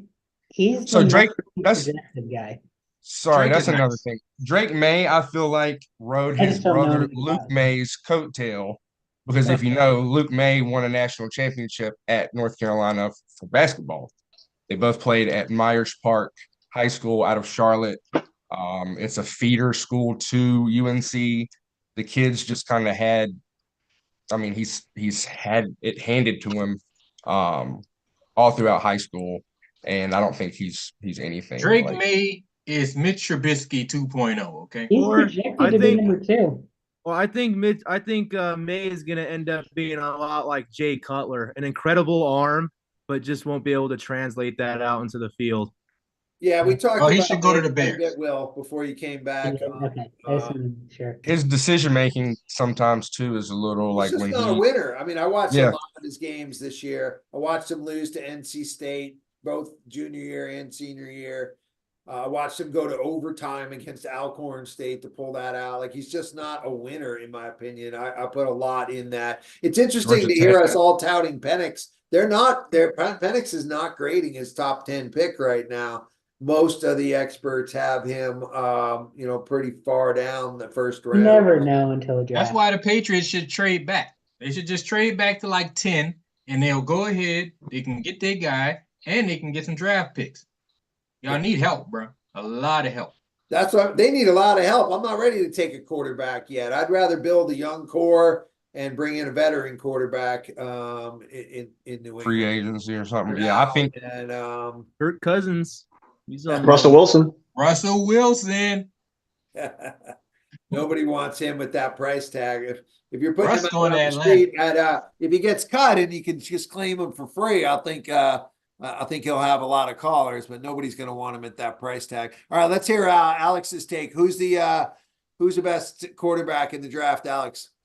To Tariq's point, I think, the talk about having the highest ceiling is going to be Caleb Williams. One thing I look at that's different, I think, than the rest of the opinions is when he came out and said he didn't want to play for the Bears, I think that just shows his lack of competitiveness because if you think about it, the Bears have been so, pardon my language, shit terrible since '85. And if they just make the playoffs, they're building him a statue. So why not take that challenge? I think that shows he has a little bit of a lack of competitiveness, though probably the most talented quarterback in the draft. I think Jaden Daniels easily would be the next best. And that's my opinion. And then talking, I know you didn't want to talk about the Patriots, Greg, but another guy to look at, just raw talent, I compare him to Anthony Richardson, is Joe Milton from Tennessee. I think he's graded in the third or fourth round. I think he's like 6'5", 6'6". He can run. He has a cannon for an arm. I'm not mistaken, he started at Michigan, got hurt, then transferred to Tennessee, got hurt again, but he's a guy that could go in the fourth or fifth round. And if you're not looking to take a quarterback in the first round for the Patriots, that's somebody you could take a chance on with the raw talent. Yeah, and that's another thing too. I think with New England's drafting strategy, if you look at the Brock Purdy plan, let's grab 2 lottery tickets late, like 5th and 6th round, get some quarterback sleepers, and hope one of them, can be a game manager, and then you can build a team around a low salary. That's I think going to be New England's fastest path to get back into this. So it's interesting hearing about some of the different sleeper quarterbacks that are out there. Sam Hartman, for example, Notre Dame put up big numbers in the ACC. He's projecting like pick 276. I'm looking at right now. Where's the Duke guy? What's that? Where's the Duke guy? Dude, he's coming back. Yeah. That's surprising. There's the guy from Tulane too. I think Pratt. Pratt's pretty good, but he's a second round pick, man. Yeah. That Duke he's not a guy, first round pick. where would he have been drafted? He could have been solid, right? It's a quarterback heavy draft. He's probably taking his chances for next year. Yeah. And since it's such a light quarterback draft next year, so we think the Duke guy could. That's what Caleb Caleb be on the Heisman board. So I don't see him being better than Brady Cook. yeah, that's probably right too. Yeah. Yeah, I'm trying to remember where he transferred to. Oh, is it Ohio State or Missouri? You talking about Brady Cook? Riley Cooper from Duke, right? Isn't that? That's not his name. Riley Cooper's the receiver. Wasn't he the receiver for the Eagles? I'm trying to remember what his name was. The Duke quarterback. Leonard? Riley Leonard. Yeah. Riley Leonard. Let's look it up here. From Duke this past year. Still only a junior, this says. Notre Dame. No one's talking about Jordan Travis. Yeah. Hopefully the Saints gonna take Jordan Travis with the fifth round. Don't worry about it. He's coming back to Florida State. Oh, he's going back. Will, you follow South Carolina? Spencer Rattler is ranked pretty high. I don't know. No, just basketball. Horrible. Spencer Rattler. He went to Oklahoma. That was a crazy time. And they had Rattler and Kim and like Caleb Williams, and that was crazy. I feel like he's just, again, I think he's scared of competition. I don't think he likes a challenge. I think he's the type of guy that he shines as long as it's easy. You see him go to USC where they don't have the recruiting classes year in and year out that Oklahoma has, and you see the result of that there. He's also short, isn't he? He's pretty short. Yeah, he's short. Did you guys already talk about Fields? It looks like he might be gone. No, we're just sticking in the draft talk here. So I'll just kind of end on Caleb Williams. I think he's by far the unanimous number 1 pick. He's got a lot of red flags, but his ceiling is Mahomes, right? I mean, he's able to make plays on the run. He's able to, in his Heisman year, win big games, put up big numbers in a passing system. And so I think just because of the upside is so big, it's like, to me, I look at it like these other quarterbacks, you're buying like a lottery tickets when it's 10 million. But I don't play the lottery on nights when it's 10 million. When it gets up to like 500 million, I'm like, okay, now I'll buy a ticket for $1. It's like big enough that it's worth it for me to put in my dollar. So when you say his ceiling is Patrick Mahomes, I feel like that might just be from a talent perspective, just throwing, running, but from a quarterback's perspective, you've got to have a presence in the locker room. You've got to be a guy that the team can mold and gel around. And I don't know. I don't see. No, I didn't see any locker room problems. And Mahomes was very raw coming out of college too, right? That's why he fell to number 10 in the draft that year. But to me, where Caleb Williams, his off-field problems are, I heard he was asking for ownership in the team, saying he doesn't want to go to the Bears, which like that stuff, those are red flags to me about his overall character and whoever's advising him. But that doesn't to me mean he's not good in the locker room. You can't trust anything coming out of USC, man. Matt Lyon, you couldn't trust him. We drafted Reggie Bush. Like he was the greatest decoy in the history of the NFL. I mean, he made our offense shine. He made Marcus Colston out of Hofstra the best receiver in the league for a couple years because everybody was watching Reggie Bush go in motion. You just can't trust USC. And they got doubled up on a couple of years ago on Cam Rising in Utah in the Pac-12 final game, I think. I think it was last year or 2 years ago, something like that. Well, with this year, once they lost, I can't remember. I think it was to it might have been to Utah, but I just saw. I think it was also Utah. Yeah, I just saw Caleb Williams go into the tank. Like that's not what I want from a quarterback, especially if I'm taking you number one. I'm giving you all this money. You bet it doesn't matter what we go through. You better get your shit together and see. What makes you think he went in the tank? I watched a lot of his games this year, and I feel like he's the same as Jaden Daniels. He had no defense. His team couldn't win. He didn't have the receivers that Daniels did. He still scored points and put up numbers and had like a highlight level plays every game, but they lost every game. So to me, that's like that's the same argument people are making for Jaden Daniels, and it's like you're making that against. Caleb. No. I think it was more of Caleb Williams. Like it's nonverbals. When you look at his body language, when you look at what happens after a turnover or when the defense, gives up a big play. I just don't think it's what you want from a guy that you're looking to lead your multi-billion-dollar organization for the next however many years. Yeah. So if you're the Bears, then you don't want Caleb Williams, you would trade out of that pick. Yep. Keep Fields. Get a receiver. Keep Fields, man. Keep Fields. Yeah. Get Marvin Harrison. Keep Fields. Definitely agree. I mean, Washington. Honestly, I don't understand the hype about Marvin Harrison, though.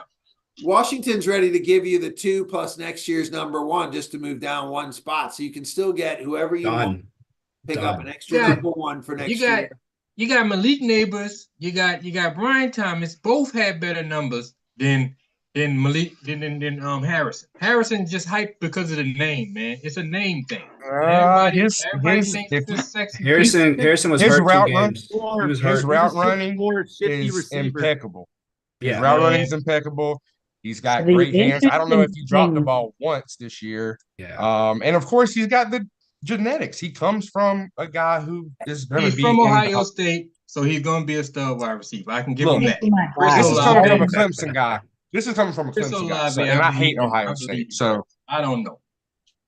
I watched Ohio State play Penn State and Michigan this year, and I saw Marvin Harrison would run like a short crossing route and take it to the house, but he wasn't, that's nothing fancy. He was just like out faster and athletic than those guys. He wasn't running precise routes or getting open downfield. That could be their quarterback was pretty lame. They had the worst quarterback they had. Their quarterback is kind of and I do think the Big Ten, Michigan and Penn State have 2 of the best defenses in the country too. Absolutely. I watched him play. He was going against first D backs that are going to be first round picks.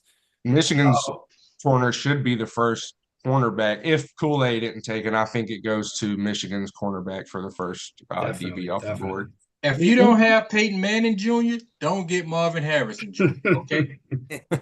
Harrison was trash in high school. That's like the crazy thing about all this.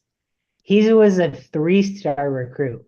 But Ohio State push out them wide receivers, man. I mean, we had Michael Thomas until he got hurt. He was like the best thing smoking. They got the And best. Chris Olave underrated, but he's pretty good. They got a great receiver They've coach. been a machine with receivers lately. So I think that's on Harrison's side, that they coach him up really good over there. Definitely. Garrett Wilson. Obviously. Terry McLaurin. They need to get rid of their head coach. Garrett Wilson is in the kid from the Seahawks was on Ohio Jackson State too. Smith. Jackson Smith. Yeah, JSN. Actually, JSN was way better than Harrison the year they played together. JSN was lighting people up. I agree. I agree. I mean, that could have just been roles. Could just been he had a bigger role. I don't remember perfectly. He was better than that was the year where Stroud was thrown. I was about to say, who was throwing him the ball though? Like he was better. Jackson was better than Olave and Garrett Wilson. When they all were playing, he was their best receiver, like stat wise. He was their best receiver. Then he got hurt, and he didn't play with Harrison last year. But so far, Olave has been the best out of Ohio State in the NFL. In the NFL, yeah. But in college. Wilson, the other guy in college, yeah. In college. I agree. Yeah, I agree with that. I think Wilson has a breakout year if Rodgers is healthy. Yeah, I think Wilson was getting drafted before Olave in every fantasy league. Yeah, he should have. Wilson won Rookie of the Year because Olave got hurt 2 games. Yeah. Yeah. Who was the second to Marvin Harrison Jr. this year? I forget his name. The second receiver. Ibuka, maybe they didn't really yeah. He's a first-round pick. He's projected as a first-round pick. Right.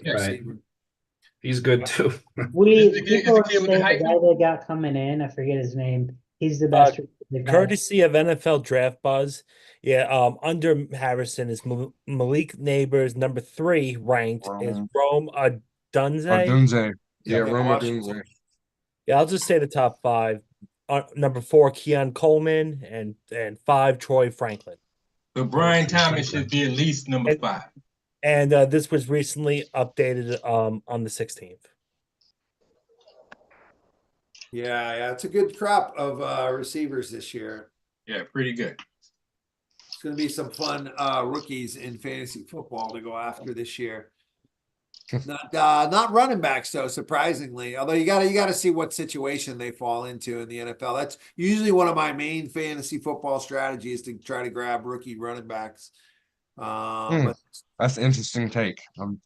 Yeah, never heard somebody say that. Well, if you picked up Gibbs this year, you picked up the right guy. Yeah, they're usually undervalued. Like BJ was a first rounder, wasn't he? And they're fresh, I guess. Yeah, they're going to run the hell out of them. That's good. Yeah. Like in fantasy, you had to get him in the first. Yeah, he was because he went so high. Do you think Mike Davis, I think that's his name, out of Kentucky, is better than Forum for running backs this year? Yeah. I haven't. There's nobody that's really on my radar for running back. I would say he's better because he played in the SEC. I haven't read up on it at all. I just go by the games I've seen. I did see FSU has a running back that I really liked when I watched them play. Benson.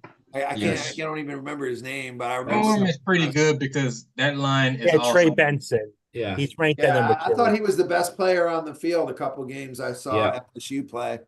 Oh yeah, for sure. He's probably not a first round pick though.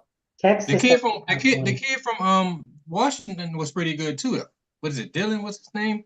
Yeah, before he got hurt. Yeah, before he got hurt. Yep. Yeah, I like Oregon's running back too. Whoever gets Bucky Irving, that dude's hard to tackle. He's hard to bring down on the ground. He'll probably be a 3rd, 4th round draft pick. You don't want to get ran over by somebody named Bucky.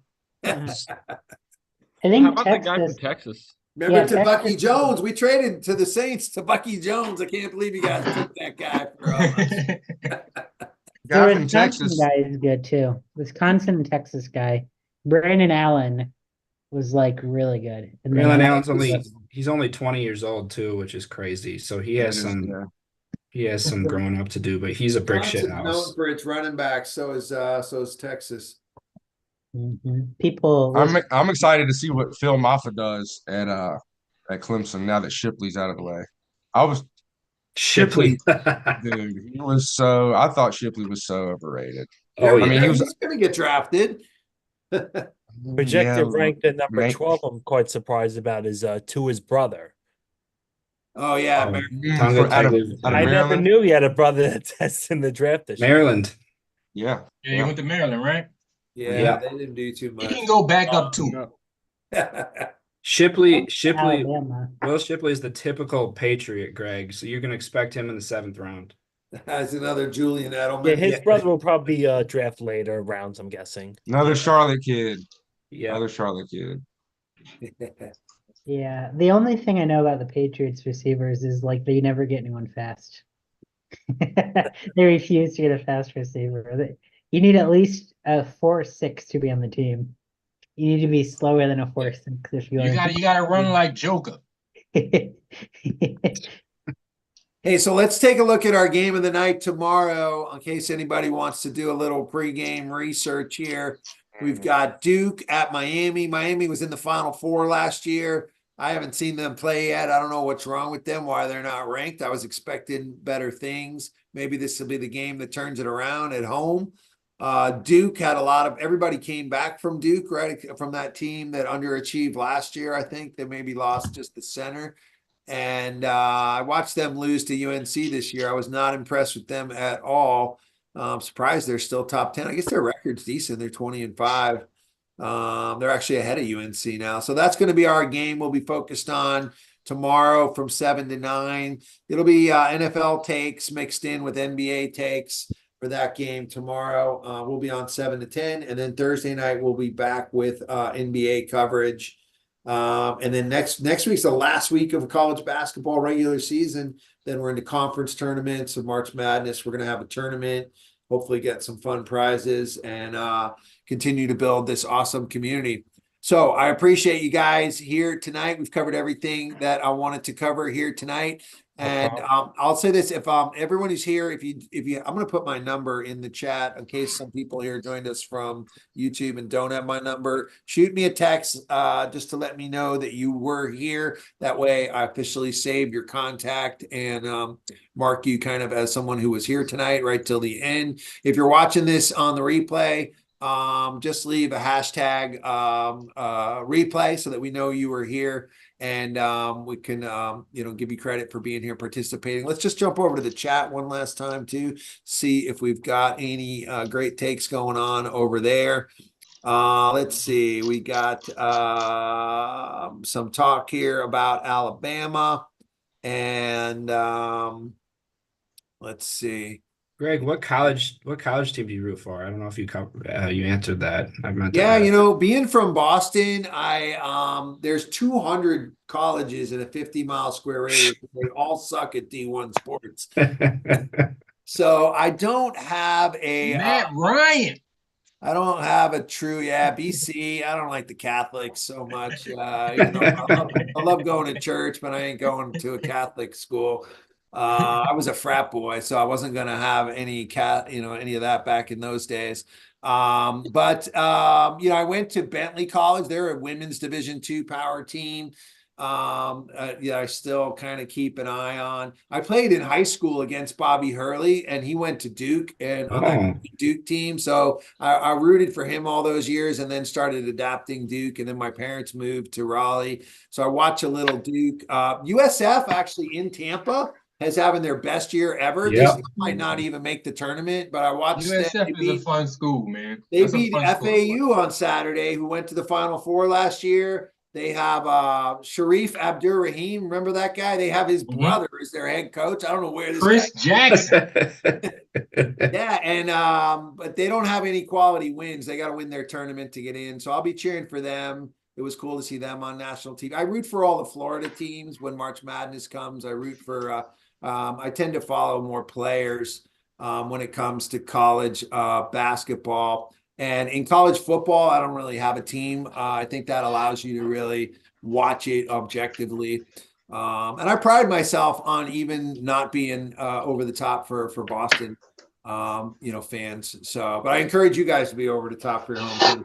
makes for great moments on and content on here. So thanks again, everyone, for joining us. Be sure to shoot me a text so I know you were here with put in your full name, and I'll save your contact. And I look forward to seeing you guys all again very soon. Have a great night. Thank you.